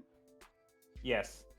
Those technically are an aether-based product that can carry up to like 100 gallons of water or of ink. But they usually release it very slowly into another device. You'd have to figure out a way to kind of get it to malfunction. Well, if the boxes are decaying, can I just chuck it in with the black fog and hope it decays enough to, like... We could make it all come down to luck, sure. I mean, I don't... Because... Or would Sophus know any better way? Because I have an auto pen. I could use the auto pen like a hose. Like, You could try that. You could try that, yeah. Like, they try to combine the coin with the pen at the same time and just try to make it so that it's a projectile pen versus... And if you want, you can tap Chaos again, and we'll see if you can make it work even better. Oh, Ty, you shouldn't do this to me because you know I will. What? So what would be the roll without Chaos? Without Would it be a Chaos, brains it would be a checks, or- brains roll, yes. With Chaos, it's a magical roll.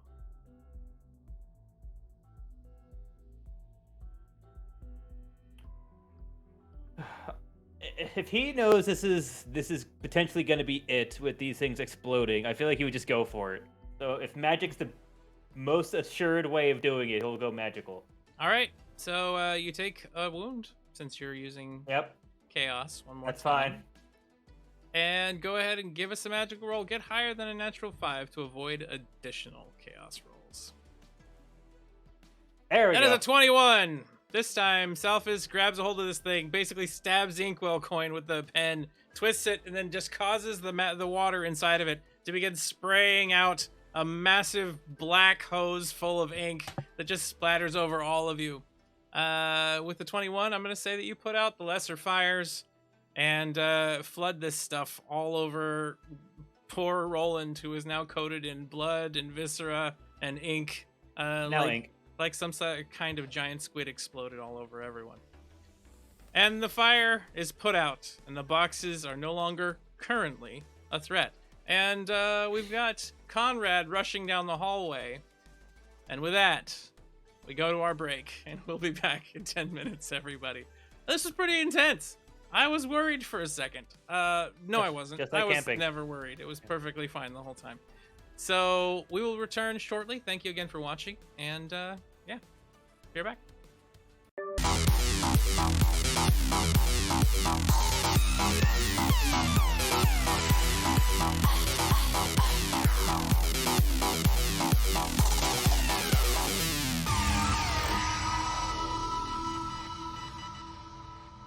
Hi, everybody. Welcome back to Delinquents. We narrowly avoided a TPK almost.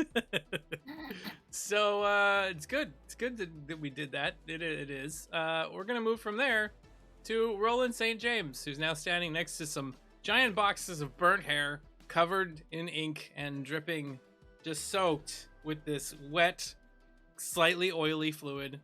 As Sulfus is slapping his hands together in job well done stance.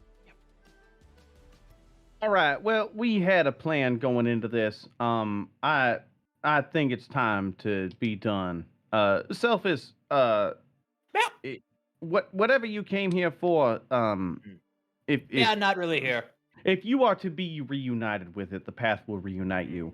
And then Roland picks up Clarion and leaves out the same door that Conrad did. So you're able to move around the box and grab a hold of Clarion at the same moment that the doors behind you open. And the soldiers that have been waiting back there before, now that the jig is up, there it is, okay, have made their way back inside the room with you. The captain, an engineer now bearing a weapon, and 2 soldiers that have been beside them, all come marching into the room very quickly. And the soldier on the northern side just turns and almost robotically fires at Umbra.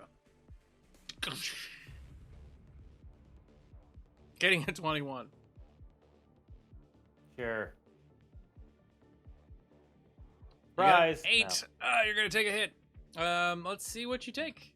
You are shot in the right arm, and you will either take 12 damage. You can reduce it to half with an A hit, or you will take a wound to your right arm. I'll just take a wound to the right arm. Okay, and that puts you at 2 wounds now. Yep. That soldier attacks you. The engineer to the side moves forward bearing a heavy wrench and just swings it at you. So you have 1 defense used. They attack. The engineer gets a 10 to strike you. Yeah. And you Strong get a one. 1. You're going to get hit. Very strong one. Strikes you in the head. This will be a double damage. There's nothing hit. in there. You are going to take 3, 4, 5 damage. 3, 4. Yeah, 5 damage 6 total. damage? Could be no. You're not doubling that. I rolled 2 d6s. It's only a d6 plus 2, or d6 plus 1. So it would be 2d6 plus 2 would be the damage. So this would be 5 damage total. 5. Okay. And a cure light wounds from Annika comes flooding over towards you, giving you Thank you, Annika. 9 health back. Actually, I think that was better than where I started, so ha. Suddenly, you're feeling reinvigorated by the spirits in the Ooh. distance. The captain moves forward, seeing the box up ahead, and points a gun at the crates. If anyone has a reflexive action they might use to avoid having this thing just attack it, you hear the captain like opens her mouth and speaks to you in this kind of near guttural, strange voice. You think you can stop it that easily? All of you will die for what you did to me. Can Roland drop Clarion and jump in front of the bullet? I have a that would reflex be action. that'd be a hell of a leap, but you could. So which one of you wants to use? I have a reflex action. You're like on death's door. I have a reflex action. Alright. Umbra, what Fighting for it. reflexive would you like to use? It's gonna cost me 2 wounds, but can I make it slip? But make it slip so that she just teleports out of the ship into the You void. could try teleporting her entirely. That would require an application of chaos. 2 applications of chaos. Just So teleport yes. the bullet. You target Irene, who is completely out of her mind and speaking with somebody else's voice, and give me a magical roll. Get higher than a 10 to make this thing happen. Sophis and Irene have a history together. They do. You had dated her once a long time ago, and it ended very poorly, and she really hated you after the fact. Well, and she also tried to kill me prior to the whole magical voice thing. Yep. So she's also still in the DAD, which is in Sulfus's book, Death Note anyway. So here we go. There goes the roll, and it is 16. a 19 total. Yeah. The opponent now rolls to resist your magical effect. Irene gets a 4, so suddenly just disappears from the room. 2 wounds. Yep.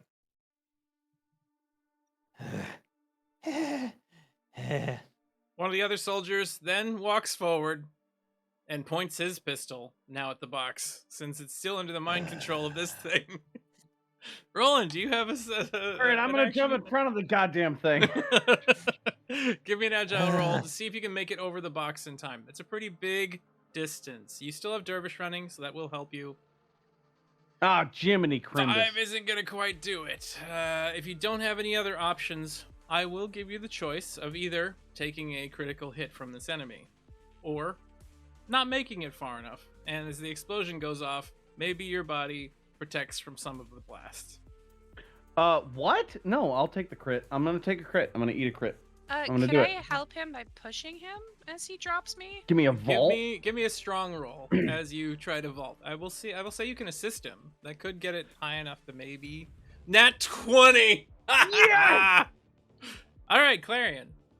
Do you either find out that you're really good at assisting people with vaults? If you get a good bracing down, all of your mechanics allow you to lift harder, giving you the ability to toss people an extra 2 range every time you try to do it. Or do you perfectly aim your friend here to launch him over, giving him the opportunity to not only get in the way of this attack, but to make one of his own as he approaches, which might make it so he doesn't get hurt at all. I feel like this could be the birth of a combo move. I'm just saying. No, Clarion isn't very strong, so I don't think she's going to be tossing people very often. I mean, if this was, someone like Amos, that'd be different. But I think we're going to go with option number 2. Okay, so Clarion moves into a position thinking very quickly. We see like a readout of numbers and mathematics, geometry, and all that kind of show up on her HUD for a second. She twists and throws Roland in such a way as he launches himself forward to put you in the perfect position for an axial strike as you spin over the box towards this opponent. Roland, give us an attack roll. I'm gonna throw this. I'm gonna mess it up so bad. It's gonna be a 1. Never mind. That is a 17. Nice. The opponent tries to defend themselves, of course, and gets a 12. As your axial comes down, it does double damage, providing 18. You smash into this individual. They smack into the ground. The gun goes rattling off to the side, and you hear, "Damn it!" come out of the individual's voice. Do I recognize that voice? Yes, the ringmaster from the outpost you blew up a long time ago, Vezimini. Didn't we explode you? I am hard to explode. I will try harder next time.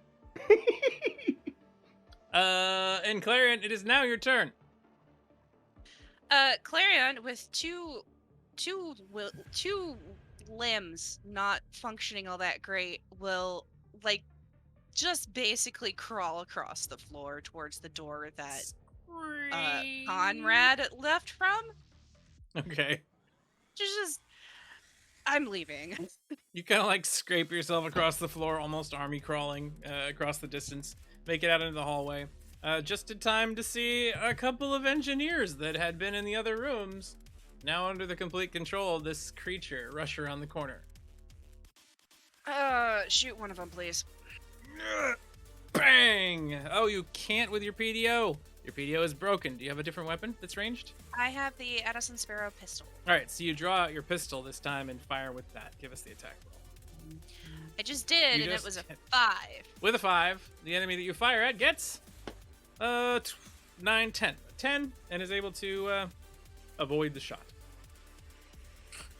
Excuse me. All right. So unfortunately, Clarion didn't succeed there. One of these things just turns and rushes just... Get out of my way.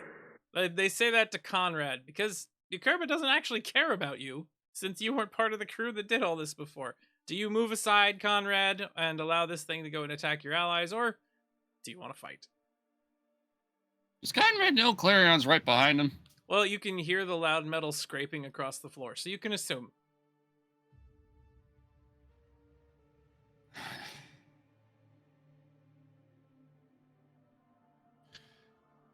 Conrad is going to haymaker the guy as he runs into him. Okay, give me an attack roll. Beast unarmed? Yes, unarmed. Not beast. This would just be non-beast. Non-beast. Yeah, Non-beast claw strike. Yeah.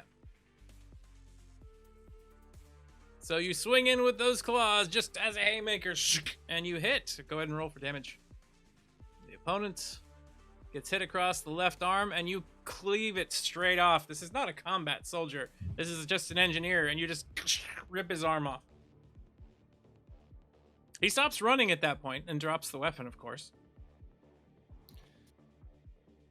Conrad shouts back, "You owe me dinner. Something expensive." If I live, I will pay you whatever you require. Lefe and B, the two of you are like rushing down the hallway when the door to the side that B had been interested in before and had traveled into opens up. And an engineer walks out of it carrying a rather large double set of hack blades, hacksaws that are used for cutting off limbs, and then just charges at the nearest person, in this case, Beatrix. He just rushes out.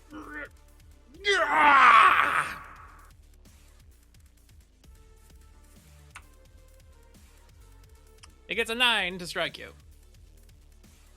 All right. He gets a 12 and is able to jump aside without too much threat there. But then the other blade comes at you. He can swing with both. No. He gets a 7 to hit you with that one. Incompetent enemies, we have to love those. 15. You're able to dodge aside that one as well and not take the strike. Lefe, it is your turn. You see this individual pop out of here. Yeah, he's attacking B, so he is going to... Yeesh, I don't think I can reach him from here. Or can I? Lefe is going to pull up on the back of his scarf, which is just sort of like moving behind them at this point in time as he's skating along in the sort of gravity right here.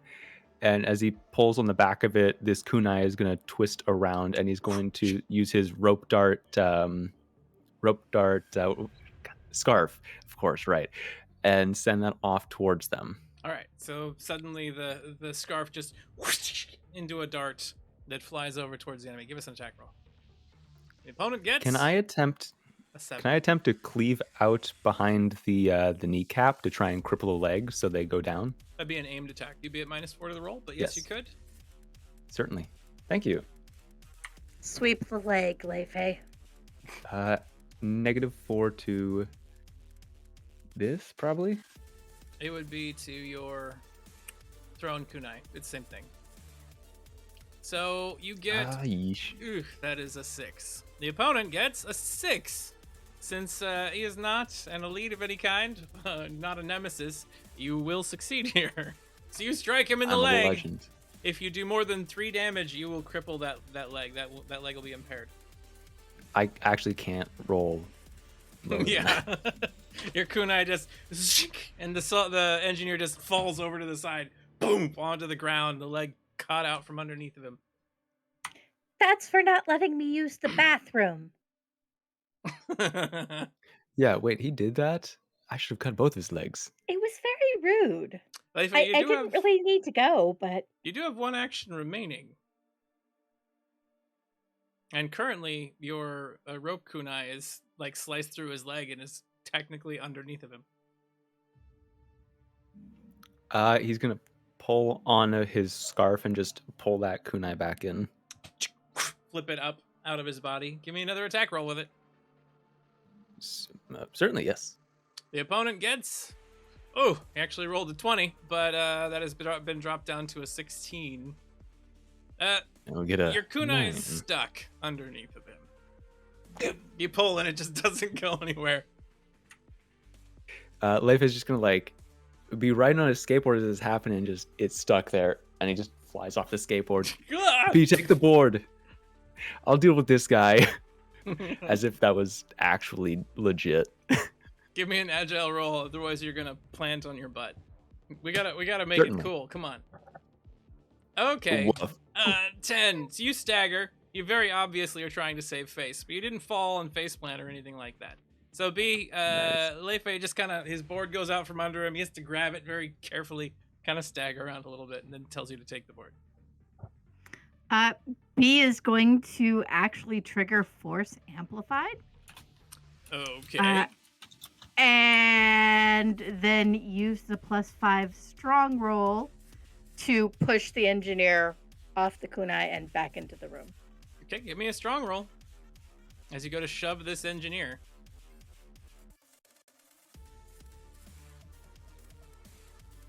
Ah. I'm gonna ace that. Okay.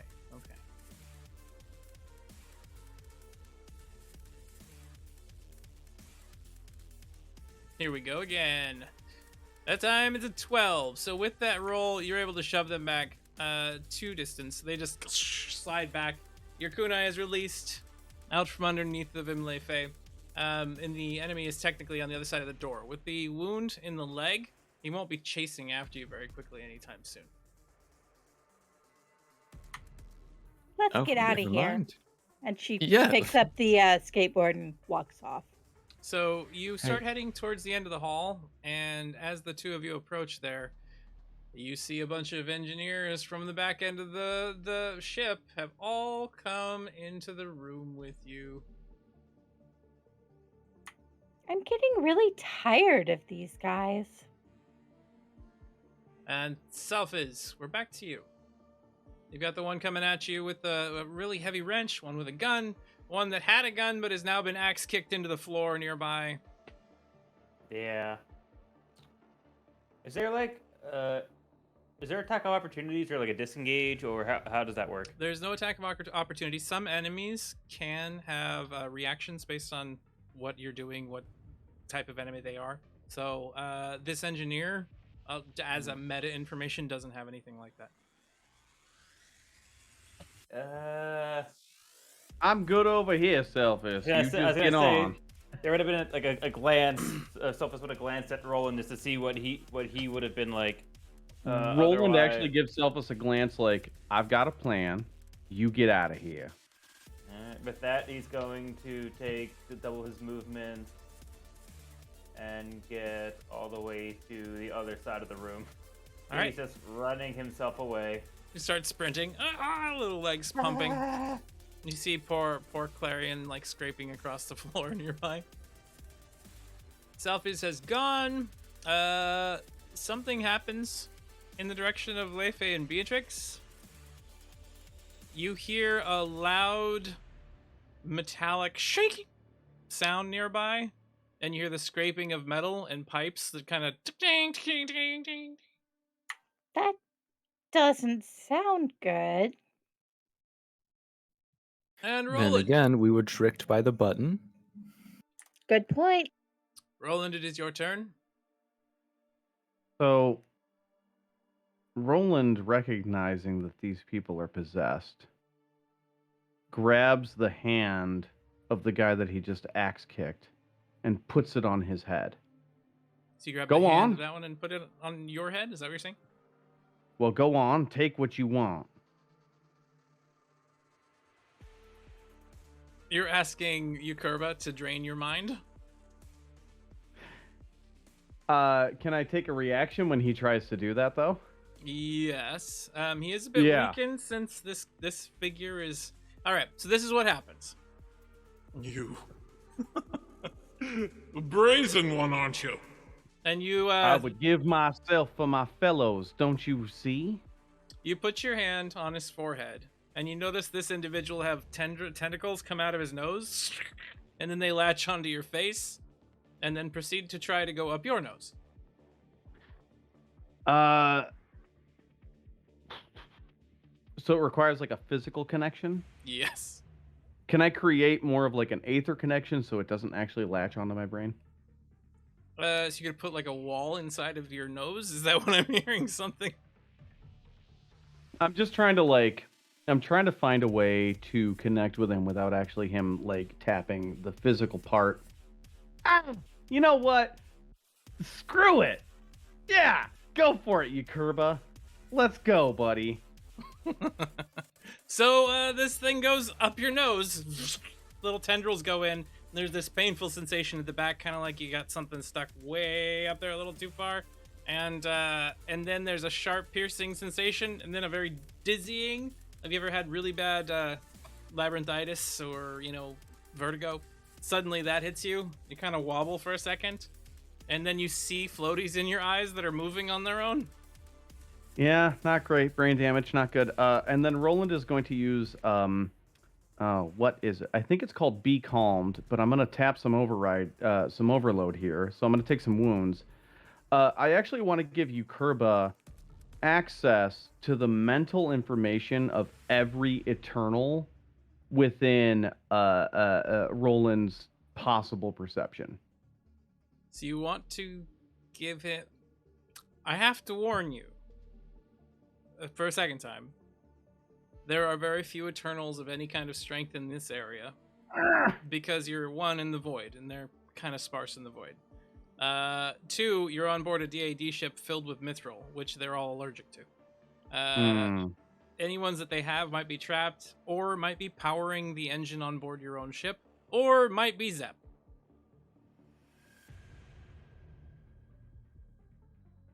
Yeah, okay. Okay. We gotta shut this down. There's so many dudes. There's quite a few of them, yeah. There's too many dudes. We gotta do This something is how we here. lose the ship. Not with a bang, So here's what you get. but with boogers. 1 application of chaos will make this last a couple of turns. 2 applications of chaos will be 2d6 rounds, and 3 applications of chaos, and it will last for an entire scene. So up to you how you want to do that.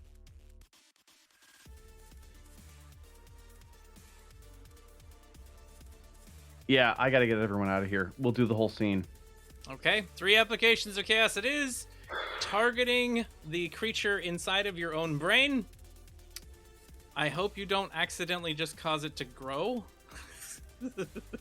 I want it to meet the GM. You want it to meet the GM. You. I do not want to have to deal with you, Kerba. Sorry. All right, here we go. Magical. So give me a magical roll. Get higher than a natural 15 for success. And here it goes. And it's a 4. Oh, man. Okay. Targeting you, Kerba. Or at least part of the hive mind that is him. You get to now roll chaotic and see what happens. Time for chaos, everybody. Here we go. Let's see what happens. I'm going to turn him into cotton candy. Here we go. Meet the god, meet the god, meet the god. There was an ace provided. There's an ace? I'll take the ace. Oh, goodness. Yeah, you know what would have happened right there? You made That you would've been Kerba immortal temporarily. Like, cannot die, Ugh. period. Yeah. No, I'll take the ace. Okay. Here we go. Magical again, magical again. Here we go. One more time. And, oh, 16 gives you a 19! There's a massive wave of energy that radiates out from Roland. Roland, what are you seeking to put into this mind? So you're trying to attach it to the minds of all the Eternals nearby. What does that mean to you? I am trying to flood Eukerba with so much information from so many beings that have so much knowledge that he can't focus on anything. Okay. So I will say that this gives you one scene of Eukerba being stunned entirely as they are flooded with this information. What is this? What is it? No, so much knowledge! Oh my god! And you see the individual in front of you, like the tentacly blob just kind of goops out of your nose and falls to the floor twitching as the soldiers nearby kind of shake their heads and start holding on to themselves. The engineers in the hallway near Conrad kind of stumble back and look at you wide-eyed as you see this bulbous blob just onto the floor in front of them. If you value your lives, it's time to hit the escape pods. As Roland is like kind of falling apart, like he's sort of looking like kind of vaguely translucent because you just took three wounds. Yeah. You've got your light burning through your skin. The amount of magic you've drawn in is just consuming you. Yeah, it's bad news. Bad news stuff. Okay. The soldier in front of you goes, We have to burn the ship. It came out of the eggs. They're all over the place. Roland puts a hand on his shoulder. That's the path. You do us honor by following it. I won't go back into this thing. You see him just squish the bug on the ground. The wormy, the cephalopod-like being just gets splattered all over the floor. And then you see a gleam in his eyes as he reaches down onto his belt and pulls out an aether lighter, and then turns and starts walking towards the big pile of boxes. Wait till we leave. Wait till we get out of here. As a favor to the man who freed you. It won't happen again. It won't happen again. All right, you know what? You do you. I'll get out of here. It's fine. All right, Roland, at that point, you have one move action left if you want to start running away. Yeah. Oh, God.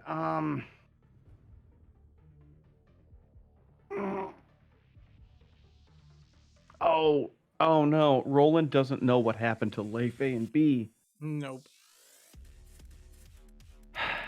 Roland's gonna tackle the guy. You lunge forward to tackle them. Give me a strong roll. As long as you get higher than the opponent, you will tackle them. They're not really in their right mind at the moment. The opponent gets a 14. You get a 12. So you'll slam into them, and then a struggle will ensue. Didn't quite keep him knocked out, but he's now going to try to push you aside and still go and light this thing on fire. We just gotta buy time. I gotta get everybody out of here. I can blow up with the ship. It's fine. All right, so you held them back a little bit. Clarion, from where you're at, you see all that stuff happen. The boogery things come out of their faces and start like wiggling on the floor. Clarion just blinks and is like, I see. Also, I got 2 Cure Light Wounds that came in. Can You we got roll 2 those? of them. Yes, I'll roll those. real Yeah, quick. the one from I Dwarven, got from one. America. And that is 13. No, 13. 13 health back to Clarion. And Roland got 1. Roland, you have now gained 9 health back. Thank Look you, at the chat. Look at the glorious audience, the golden gods and goddesses out there keeping Which all of this crew actually as healthy as maxed me possible. out with 5 excess. Do I get a wound back or? No, there's no get rid of Okay. wounds, unfortunately. It was a valiant All right. attempt, though. So Clarion recalibrates the movement of her joints after the EMP messed up the signaling and manages to get back on her feet. And she would like to, hello Ollie. She would like to just go down the hall and back out to the exit, please. All right, so you can move there, and then you can move to the door, and the door is currently locked as you push the button on it. Thanks. So give me a brains roll real quick, Clarion, while you're standing here. 14. With a 14, an idea starts to come to mind. So all of these individuals are infected by Eukerba, some sort of creature, sort of like the Faceless, the Mindless were before. And you're seeing them come out of the form. You heard in the distance someone shouting about eggs. And you've heard about the eggs already, that they existed. They were some sort of weapon the Empire was going to use, blah, blah, blah. And now you think about the room in front of you. There is electrical wiring that seems to be leading towards the front of the ship in a way that isn't normal. It has to do with some sort of incubation. Oh, okay. So you're on the other side of this door. It's currently locked, and it doesn't look like it's going to open normally. Roland, I require your assistance. You're gonna get it. I'm trying to get you all out of here. I don't have enough actions left to shoot the guy that's Roland is You corralled. can't even I'm way back in see the him storage right now. room. Yeah. He's on the Yeah. other side of the boxes. You need to Gotcha. get on. Don't worry about me. Okay. So the access panel for the door is just for the door, or is it connected to the other ship systems? The access panel is just to this door at the moment. The one thing you've been noticing about this vessel is that it's got kind of an archaic control system. It's very limited in what is actually able to be done. Yeah, makes sense.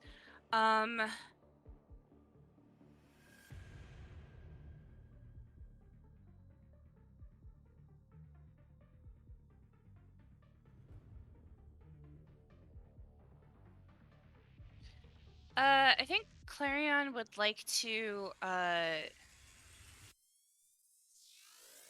use her electric wrist thingamajig and use the tie winch ability to try and connect it to the door and then to the wall.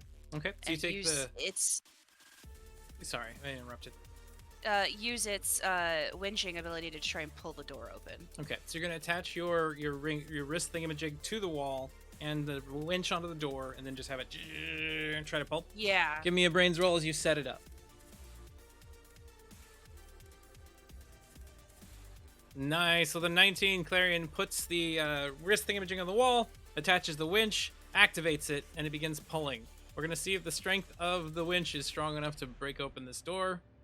And we get 16, and it just starts pulling the door apart, and it starts smoking a little bit, but it is holding it open, so you can squeeze through. At some point, it will close. All right, so the door is open, and there are more sounds up ahead. So Leifei and B, two of you are standing inside of the rooms up there at the top. There's a ton of engineers, it looks like, that are pouring into this room coming to fight you. There is a sound of metal and a bright flash as you see Master Leo zip through the hallway suddenly and carve through 3 of these at once. My man. Cuts them down. You see him like twist his blade, splattering blood on the wall nearby, and then turning and putting his sword down into a low stance. Looking at both of you, he goes, "There's some sort of alien controlling everyone on this ship." We fought him once before. We thought we killed him. Interesting. I would not have found out about this were it not for you having me leave, believe it or not. Or, I guess, invading the ship in general. So for that, I thank you. For the moment, there are too many confusing things on my mind, but I will help you escape. Well, mate, Thank you. clear your mind. So it is now Conrad's turn back in the hallway. That individual that was on you that you ripped the arm off is like laying there now as this boogery thing comes out of its face, and he just starts screaming, "Ah! Ah! Ah!"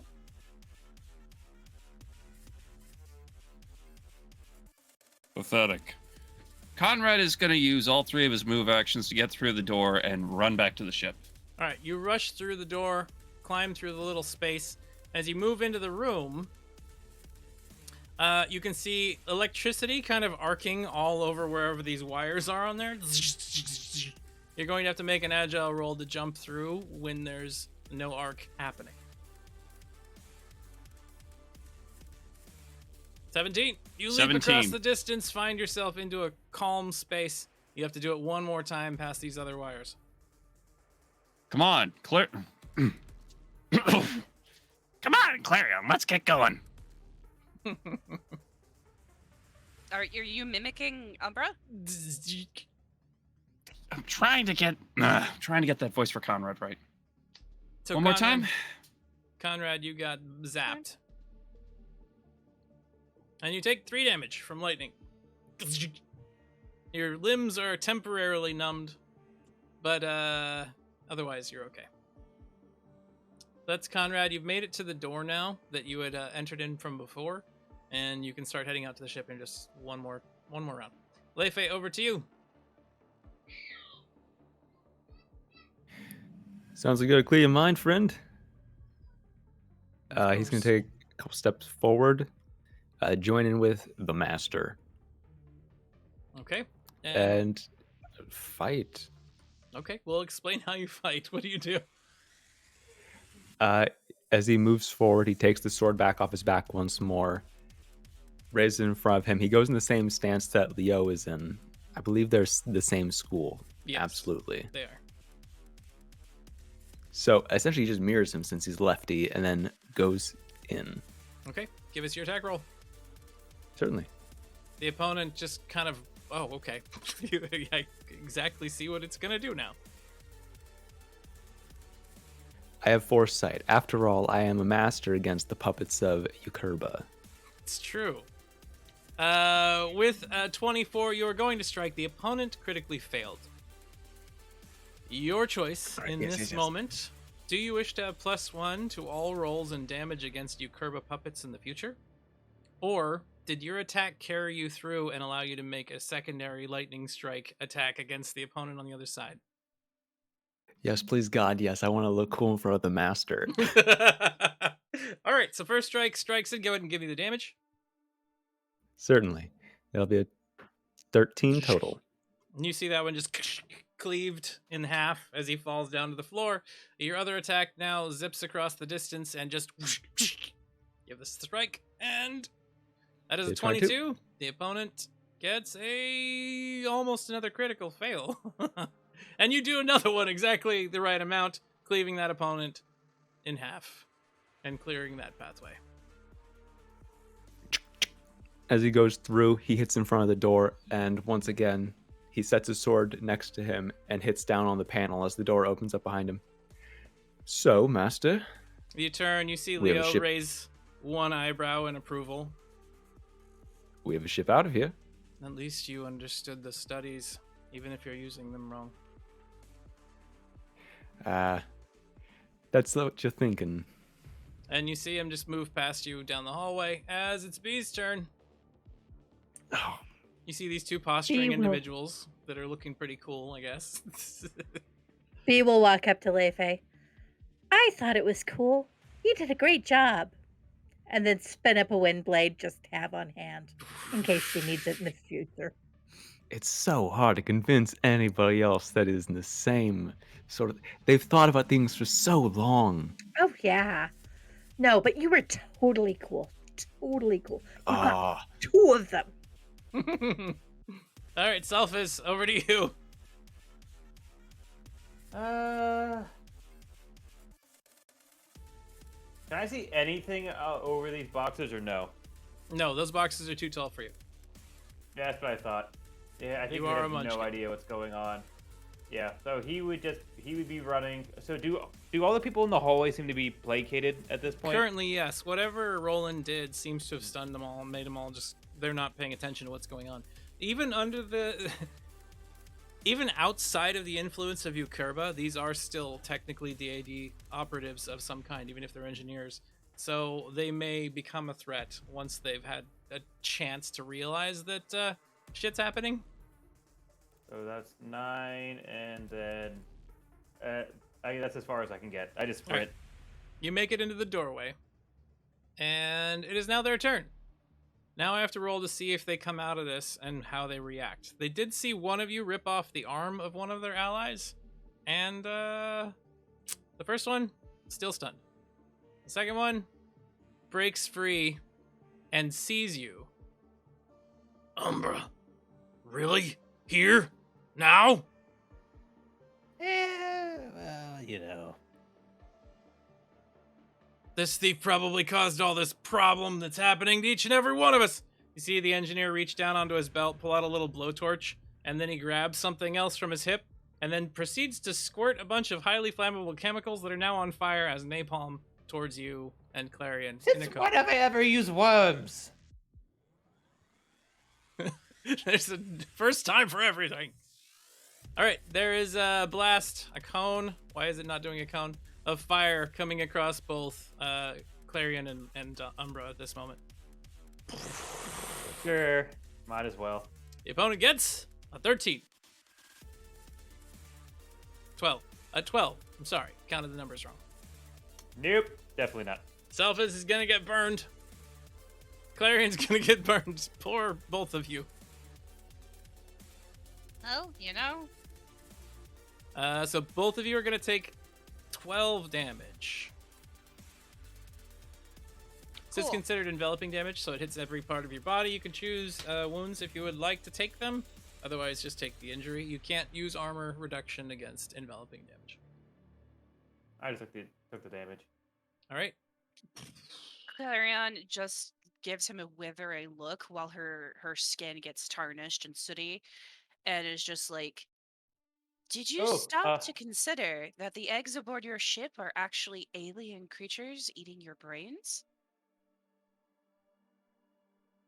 Also, she would like to tell Sheldon to tell B and Leifei that if they see any eggs to destroy them with extreme prejudice. Clarion says, if you see any eggs, squash them to bits over and over again. I love this. Yes. So at this point, the engineer that is inside the what was that? I have natural fire resistance because I'm excessively sweaty. So does that decrease the damage? You do have excessively sweater. I forgot about that. So +4 to resistance rolls versus anything fire related. So that would actually +4 to the previous roll. It wouldn't help me at all. Wasn't enough. It would get me to a 7. So but the air I'm just naturally becomes fire resistant. The air just becomes a little more BO stinky. That's basically all that happens. So the fire resistance is the +4 or the revive, it's or the does it do anything to the damage? +4 to the resistance roll. So never mind. I was hoping it would decrease the damage. All right. Well, I tried. So the engineer in the room tries to see if they are breaking free. You see them kind of shaking their head and looking around. I've got to tell somebody. I've got to tell somebody. He runs out of the room, intending on getting the communications. They've already called in Empire assistance for some reason. You all are aware of that, but we'll see what happens. The other soldier to the side, let's see. They're rolling to see if they come out of it. And they do. Looking over at you, holding onto that individual's head, setting it free, hearing their ally nearby kind of go crazy, just looks at them and goes, Damon, wake up! Stop it! Knock it off! Don't kill yourself! Don't do this, man! And tries to talk his friend down. Reverend, if that's what you are, can you help me here? And he moves over near you and then grabs a hold of his friend's shoulders, and they just he starts struggling with you, but he seems to be helping you stop this person from setting this on fire. Roland just shoves him into his arms. You just saved a lot of people's lives. I was about to vent this place. Well, I'm glad you didn't. The other one just starts sobbing openly in front of you. I've had some run-ins with the DAD, so you remember this face, and if we cross paths again, how about we just pretend we don't exist? Yeah, you saved me. I'll keep an eye out for you. Yeah, good done. All right. You have a blessed day now, and then Roland fucking leaves. Out. Roland rushes around the room and starts chasing after everybody else. And it is now Clarion's turn. All right. She thinks better of what she just said, given that Leifei and B are Leifei and B, and tells Sheldon to tell them the eggs are Eukorba's eggs. The mind Eukorba. The mind flayer we met aboard Bezamini Station. He has a grudge against us. We should leave. At this point, Sheldon, after the long message, just kind of turns and your voice comes out of him. Yeah. Yeah, we knew that he sassed us. I still like the idea of destroying his eggs, but I also like the idea of getting out of here. What do you think, Leifei? Oh, Euchre sucks. I hate him. Clarion, since you're standing there now, give me an aware roll as you are looking around. You got blasted by flames and all that. Looking out to the side, you see the little Eukorba squidlings on the floor. One of them was in the way between you and the engineer who blasted it with fire. And now it's bigger. You begin to think, being a very intelligent individual, that an explosion on board this vessel might be what Eukorba wants. It seems to absorb heat, and that's all you know.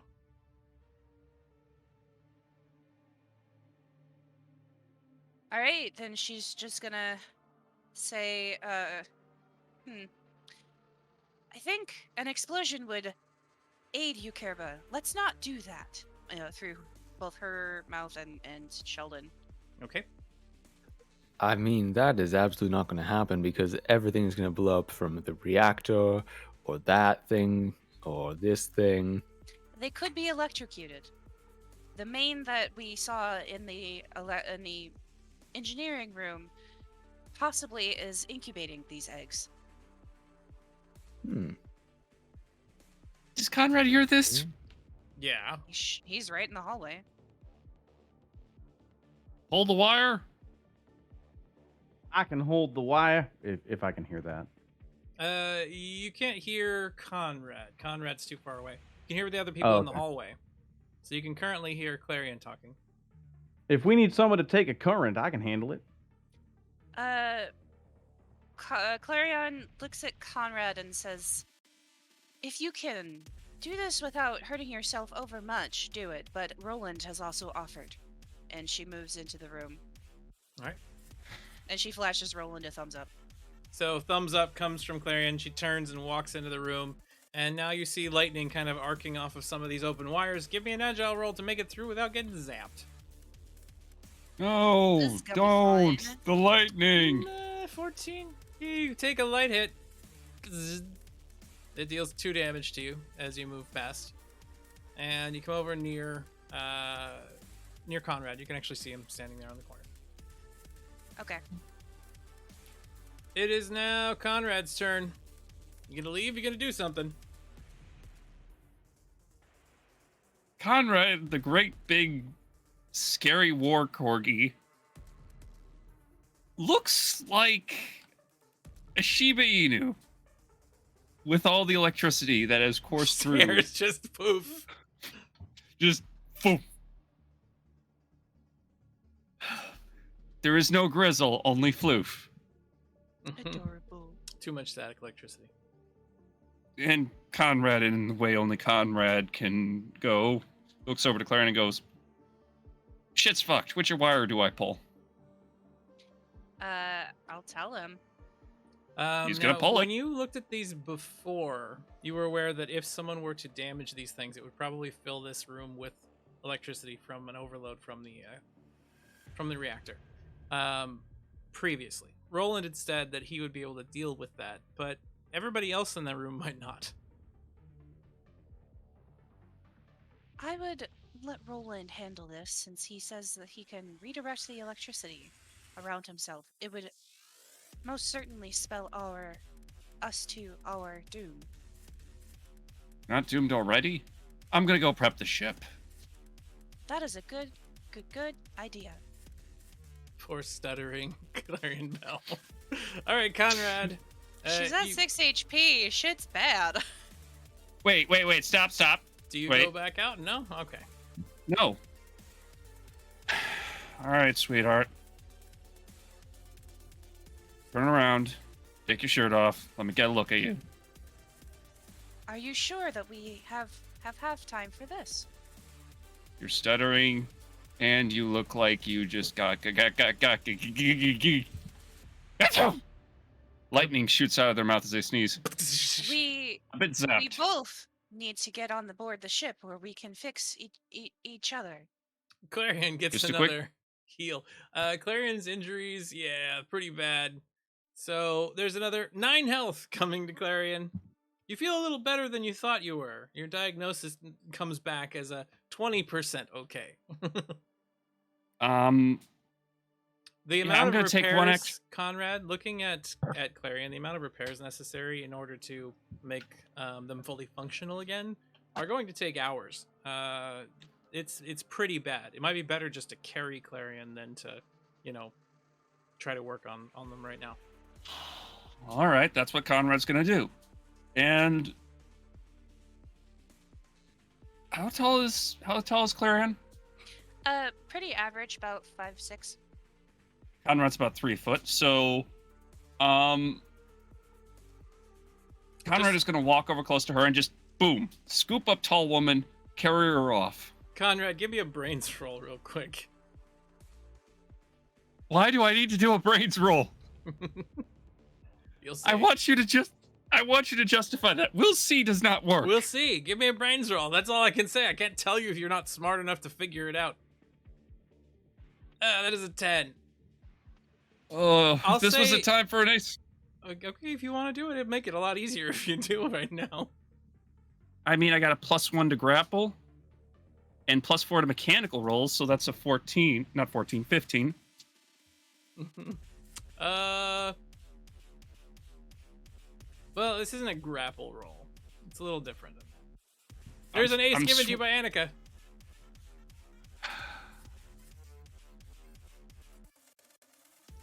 Oh, Ooh, 22. Oh, diggity. As you walk over to Clarion, you recognize some of the marks. Since there's so much damage, some of the outer exterior is a little bit messed up and bent or burnt or collapsed. And you can see that Clarion happens to have a few small lever points that it looks like would make her fit into a smaller space, like somebody used to carry her around in a suitcase. Can I still carry her on to the gosh diddly darn heckin' ship? It'd be easier if she had a handle, is all I'm saying. I'm not asking if it's easier to carry her by a handle. I'm asking her if the 3-foot werecorgi can carry the big, beautiful brass medic off into the sunset as the heat death of the ship appears. Certainly. Go for it. Go for it. Raid, thank you very much for the raid, Majestic Goose Network. Get all our goose honks out there in chat. Honk. Honk. All right. You make it so difficult to be romantic. So Conrad grabs a hold of Clarion and, twisting a couple of the latches on the hip, suddenly just folds her in half and then just picks her up in arms and starts carrying her out of the ship. And we exit the thingamadoodle. Suddenly, Conrad's heading down the ladder into your own vessel as the two of you escaped. You're now climbing into the Euclidean. As you've gone inside, you see that there is a rather large mural of a bunch of like stick figure things that are all bleeding and screaming while there's fire in the background. And anyway, we'll have more descriptions from B later. Conrad just looks at it and goes, "Something ain't right with that kid," and proceeds to take Clarion over to the workbench to give her a little tender, loving care. So a little You are correct. bink onto the bench. Pink, more like a. He's trying to be gentle. I know she's a little More like heavy bomb. compared to your size, your weight, and your current physical status. Okay, fine, Casanova. All right, Lefe, we're over to you. You and the Master and B are still in that hallway and heading further through the ship. I do Alright, B. appreciate that Conrad is trying. I can see a lot of shine ahead. Would say both of us take the board. Master Leo, I cannot give you any space on the board. I don't need space. I don't understand why you decided on this game.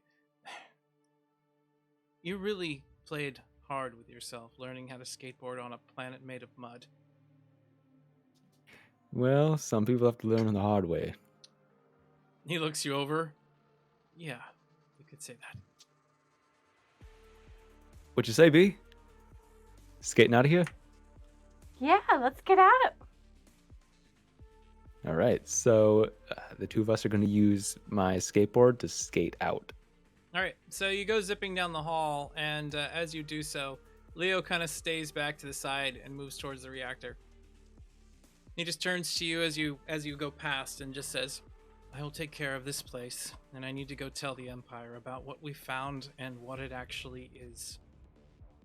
I suggest you avoid any further DAD incursions for now, so I don't have to deal with you in a way that would be a little disappointing to me." You won't have to, Master. Good. Continue your studies and enhance them. If you need additional assistance in learning techniques or in learning more about some of the methods maybe the Master wasn't able to show you, you can meet me or the others on Eris. I'll try. Thank you. Ice cream. Yes, sir. He nods at you and just kind of bows for a second before turning around the corner and heading towards the reactor. The two of you zip down the halls a bit and find yourselves near your allies. We're going to say at this point no more turns are going to be necessary, as the troops in the hallway have started just kind of backing off and letting all of you be what's left. The engineers now go rushing past you, collecting their friend, since no additional combat seems to be happening right now. So Salfiz and Roland, the two of you meet up at the door. Conrad and Clarion have both gone into the ship. On through, Salfiz. I gotta wait till the captain gets through. I'm gonna try to take a pop shot at the guy who blue torched me. You turn around the corner and you fire your gun. Yeah, because otherwise I'm gonna kill Bang. myself. So. All right, go ahead and give me the attack. Oh, you hit somebody! You hit somebody with your gun! Oh my god! All right, go ahead and It's roll for amazing. I thought I damage. rolled a. Wait, does he have a negative on his? He does, because he's injured and surprised. Oh, wow. So because he was figuring you weren't gonna fight, and then you got shot in the back. You did 6 Asshole. points of damage. You see him just go, and he just like slams onto the floor. His allies start screaming. The one that's missing the arm and bleeding to death just like looks back at you with like horror on his face. None of them are in any shape to fight at the moment. That's for the Singe hair, you bastard. Come on, get on, please. Fine. Yeah, that one do I have to bullet roll out an of the like 5 you fired. I've shot 2, thank you. All right. All right. That's the first one never hit though. Then you head back to the ship. Yeah, you have to do an agile. You don't need to in this case, so we're just moving past that. Thank God, because I would not have survived. All right. I have 8 health points. So Very you good have points, you have moved through the room and start going down the ladder and back into the Euclidean. And we see Leifei and B come around the corner, where you see Roland for the first time in what feels like hours or maybe days of content. Yeah, no shit. Roland is like leaning up against the wall, looking really impatient. You look pretty rough. What happened? Get on the ship, Okay. Captain. You got him, mate. Yo, what's up? Okay. So Roland waits for the two of you to head into the room. Roland, as you're standing there and you're waiting for everybody to travel, all the other engineers have kind of pulled their buddies off and are starting to run. You see the little creatures on the floor, because the scene has ended, now starting to squidge in your direction. You feel a mind touch yours lightly. I will not forget this, priest.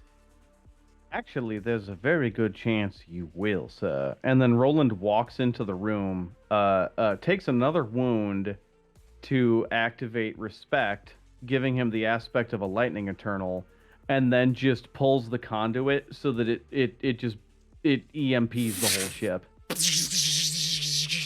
Lightning starts shattering through the room and explosions. You see like burns hitting the ceiling. And as Roland, as you stand in the maelstrom that is there, unfortunately your equipment doesn't survive that you're wearing. Anything that could be blasted away by lightning is blasted away. Your gauntlets are fine. Your armor is injured, so I'm going to take off 2 of the A hits for it. But yeah. What about my gun that I never use and never will? Your gun is destroyed. It is melted slag at this point in time. So's your backpack and your blankets and your candle. Your ammo explodes. They're going around the room. Your chemical flare is gone. Your flint and steel is gone. Your ink Roland's pen. really burning that candle at both ends. Rope is gone. Your soap is got 'em. okay. And the It's middle. actually your soap is only slightly burned. That's fine. Your water skin is melted. Your leathers are okay. Your night vision view on your leathers is a little wonky at this point, but other than that, it's fine. Your med kit has evaporated, and your mouse and crew cap man. is just toast. But your amulet of the divine still shines brightly in the light. Yeah, freaking better. And as you blast all of that, you get this anxiety-laden scream of confusion and rage and pain that radiates throughout the complex. Do you get a last word in before you leave the vessel? No, Roland just like drops the conduit and like still arcing lightning like frickin' Raiden and sort of semi-translucent and probably like almost naked at this point. Yep. Just walks back onto the Euclidean. Entering the ship is a smoldering, in both ways, Roland as he walks aboard. And that was the event, the attack on the Killier. As you all get on board the vessel, Conrad has already started working on Clarion. I thought you were going to be warming the ship up, though. Was that what you were doing? The ship's already no. warm up. Conrad is sitting on top of Clarion, just going to work at her, trying to fix her to the best of the ability. Okay, you're working on repairs. Who's driving? Oh, thanks for labeling the buttons. Click. Not a problem, Leifei. I'll do the rest later. You see the Euclidean zap off into the distance, moving away from this vessel. As you get pretty hefty distance away, you see a small like life raft that seems to be attached to your vessel that's kind of drifting around, filled with holes and damage. This was something that an audience member gave you that seems to have become tethered with your ship as you're pulling it. Probably worth a pretty penny to somebody that might want the scrap. And there's a suddenly a bright white column of light and a flare behind you as the reactor goes up entirely. And you're fairly certain there's nothing but dust left of that vessel as you travel into the distance. Loot and a that's light show. That's my bad. And then Roland just like face plants in the cargo hold. Conrad looks down at Roland, looks back If at you Clarion. Get my arm functional. I can help him. I feel like it's like Roland's like this, and then Sulfus is on his back. There's Yeah, sort of a pile of wounded Do I need to dudes. roll? Do I need to roll Everybody's tie? seriously injured. Roll for what? What are you rolling for, Conrad? Everybody needs rolls right now, I think, but Complex, detailed, intimate repairs? mating of the arm to the chassis. That's a weird way to put that. But go for it. Give me a brains roll. You have some tools on board the ship that'll help you with that, as well as some scrap that's required to do so. And you're able to repair one wound for this hour. With 16? Yes. All right. Clarion's lying on the table. Conrad's sitting on her chest, working away with a knife and a pick and a blowtorch and everything. Clarion He gives it- is helping, definitely, like just talking him through. It'd be like the- someone. the- Yeah, sorry. Go ahead. just talking him through like all of the little complex little actuators and stuff. It's like you're having someone do surgery on you, and you're like, "Oh, you need to move that right there, and make sure you take care of that bone and those muscles." Basically, Yeah, as you're getting yeah. worked on. And throughout all this, Conrad is making surprisingly not Conrad remarks. It's almost like he's enjoying this a little bit too much. Clarion Alright. takes note. So He finishes the repairs and steps off. Conrad Helps her up. has done some repairs to Clarion, and Clarion, you now have a working arm at this point, at least. Your limbs still problematic. You're able to probably speak a little better, but maybe with the occasional glitch. So that takes an hour to do. What is happening with everybody else during this time? So Leifei, you're flying away from this. You see the giant bright flash in the distance, and you see also heading off in a different direction the afterburners of another vessel that just... You believe that Master Leo has headed towards Silver Shield.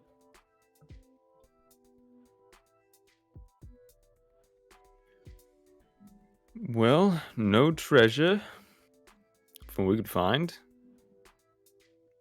Did you find anything, anybody else? Though. No scrap. Does friendship count? Does friendship is the treasure you found along the way.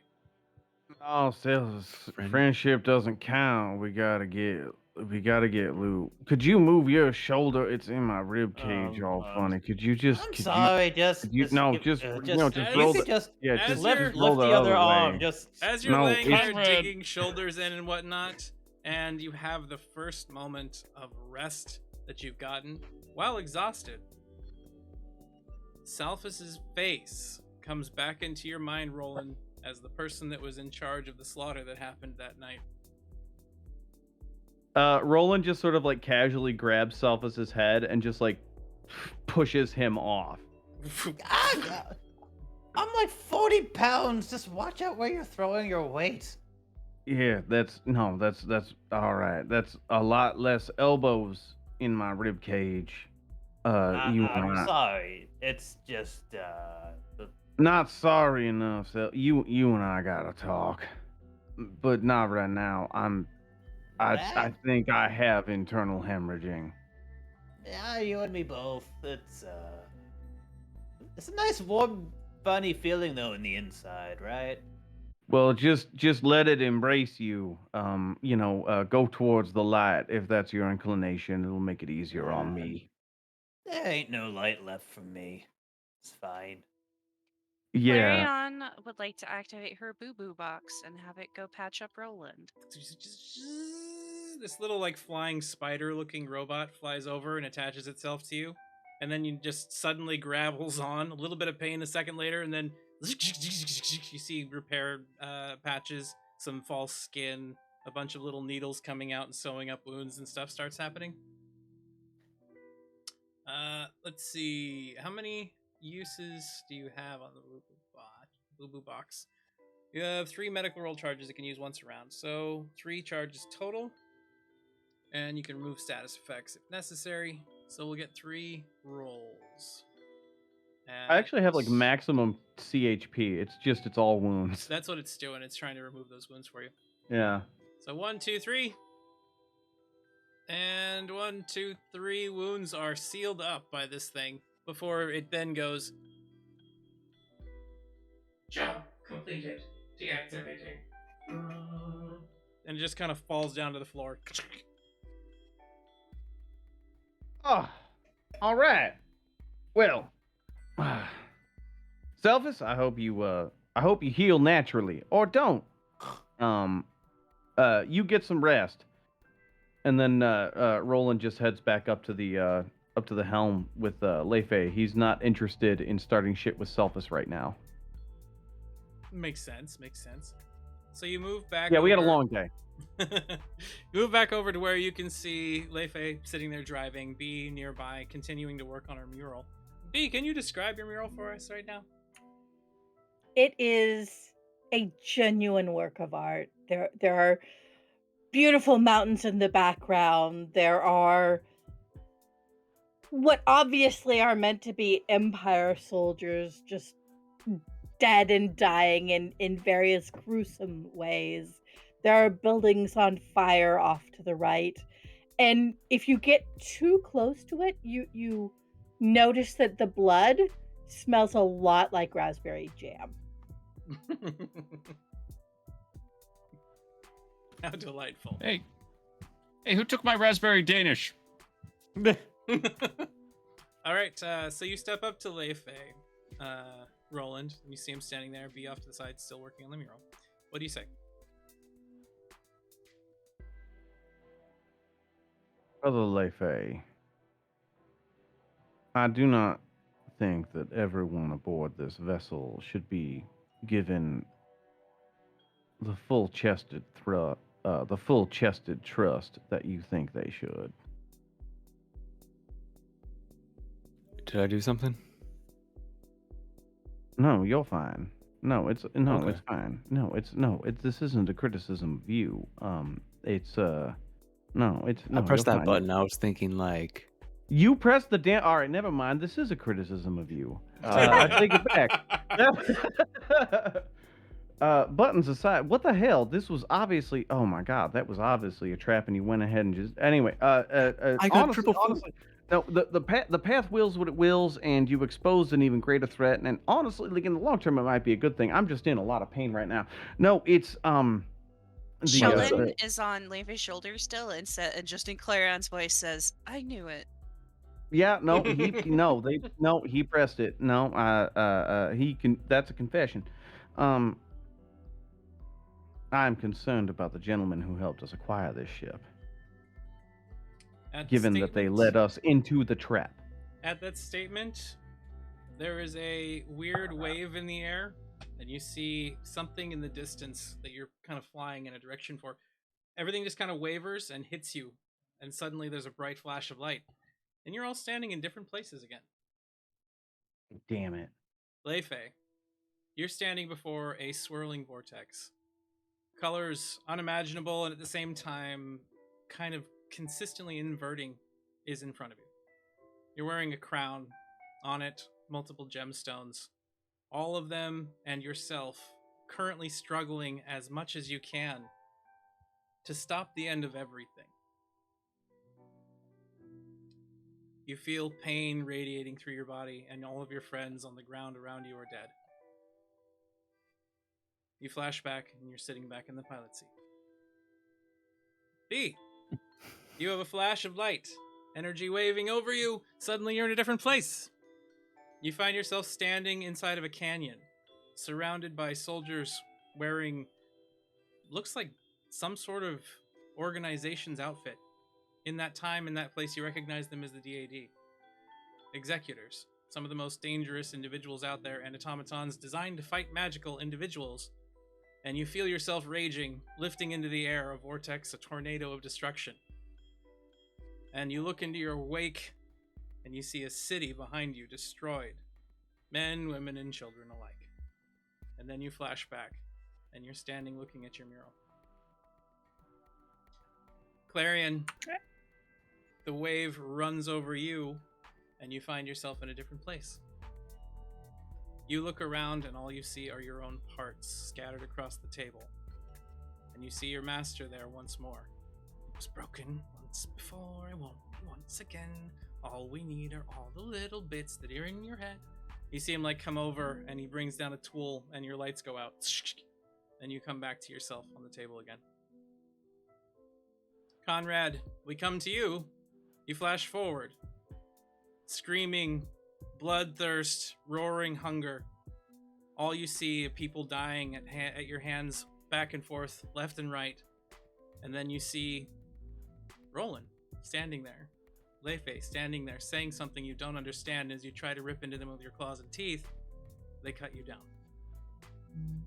Scene breaks and fades. Umbra, we see you. We see you inside of a large structure. You see your future, for some reason, fragmented. Something like glass sits before you that you can look through. You can see the towers collapsing in fire. And in other places, you see yourself surrounded by soldiers. And all they do is laugh as they chain you, they beat you, they tie you off from magic, and they throw you in a deep, dark cell, the bottom of a hole forever. And Roland, we switch to you. You snap forward to a future where you see B laying on the ground, dead. Where you see Conrad as a beast torn asunder. Where you see Clarion missing. Umbra not on the scene. Just one individual standing before you. Leifei, if you would. As you look forward, there is someone bleeding from their face, looking slightly different, but it is Leifei, after all.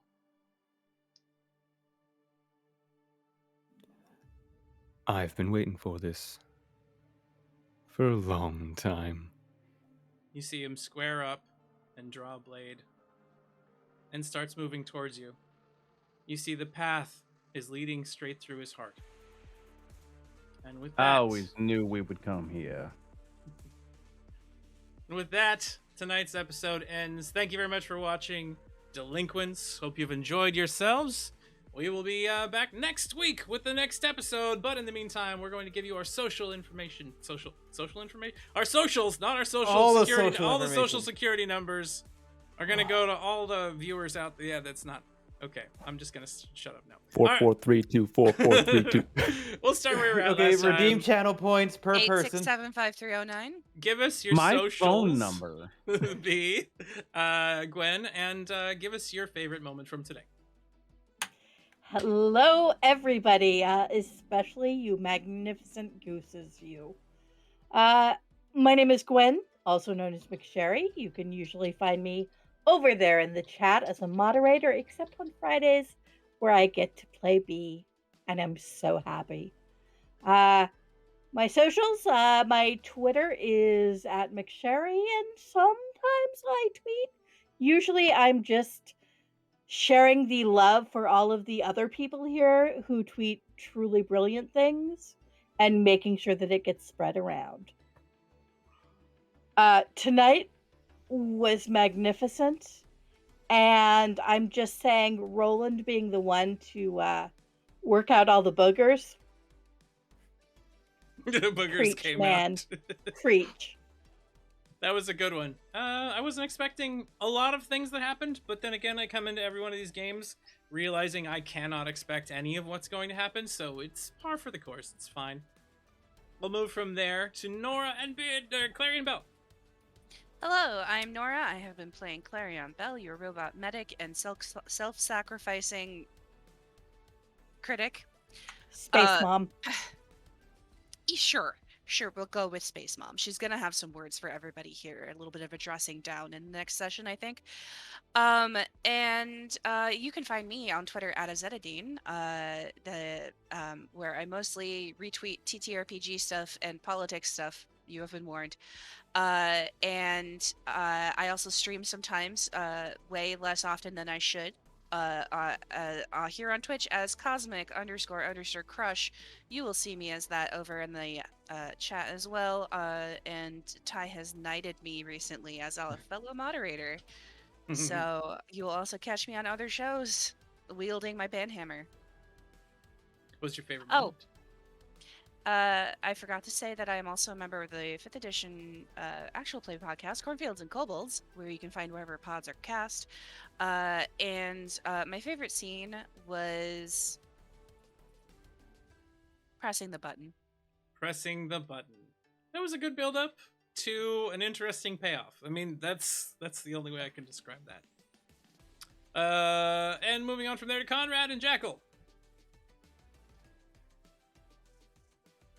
Hey folks, I'm Jackal. I don't have social media. I don't have Twitter. I definitely don't stream on Twitch. I'm definitely not gearing up for Resident Evil tank control sort of thing. I play Conrad, the lovable were-corgi, the nothing but floof at the moment mechanic. Favorite scene from tonight was the Hail Mary Benjamin played. I was sitting there like, oh god, this is gonna be Sylvia all over again. Letting them bug into your brain? Yeah, I mean, come on. You didn't learn last time? Last character? Whatever. You gotta risk it for the brisket. Brisket's good. What is brisket? Very Ooh, tasty. brisket. Yeah. I've never had brisket. You should try brisket sometime. It's You like gotta risk it slow for roasted it. That's pork. what I'm saying. It's delicious if you eat pork. Twitch, Jackal, GM. Yep, there we go. All right, move along from there to Atomic and Umbra. Hey everybody, I'm Atomic. So I'm on Twitter at TTV_Atomic0. I'm on Twitch at twitch.tv/Atomic0. Gearing up for a new TTRPG show debuting this Thursday on the 10th. It is an Esper Genesis 5e sci-fi campaign with the lovely Ben above me as one of the cast members. Tonight, my favorite moment. I also have to just double down on the button. That was probably my favorite thing. Button? Specifically the whole no. She told us not to press it because she wants us to press it. That's what she meant.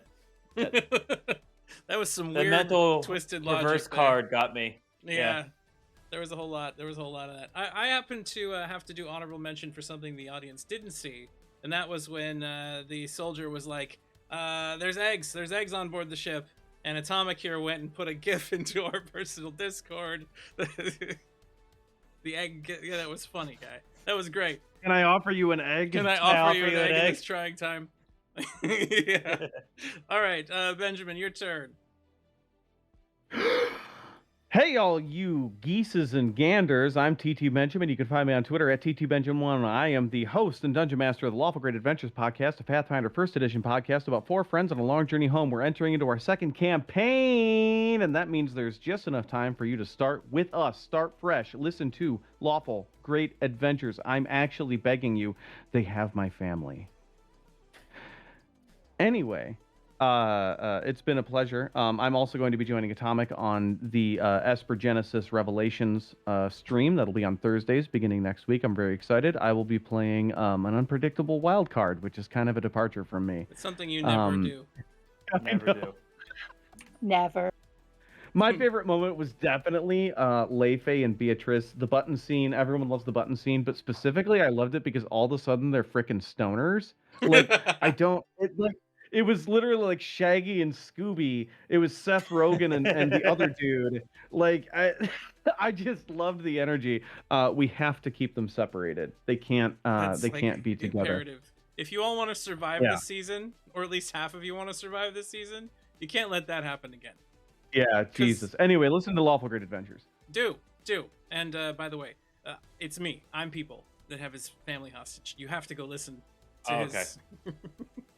All right, and Kai, your turn. Leifei.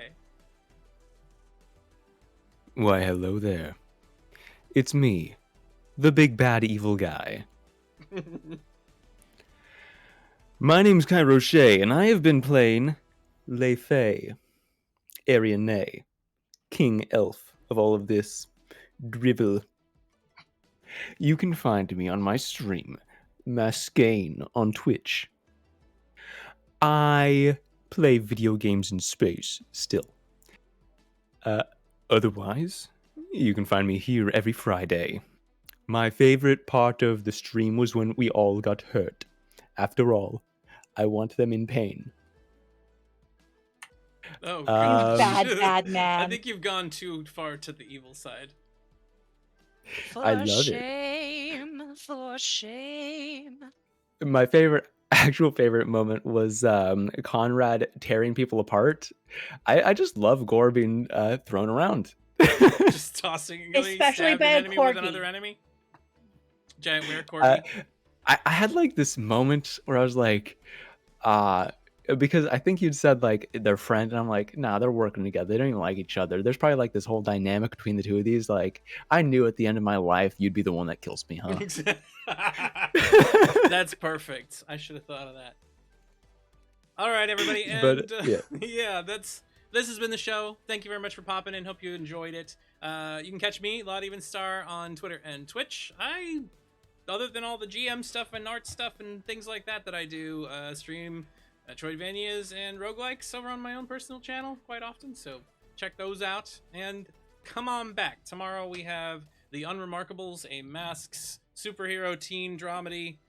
I guess it's not really a comedy, but sometimes it turns into one. At 5 Pacific Standard Time, 7, 5, 6, 7, 8 Eastern. Yeah, that time. It's a thing. Other than that, thank you again for popping in, and we'll see you all next time. Goodbye!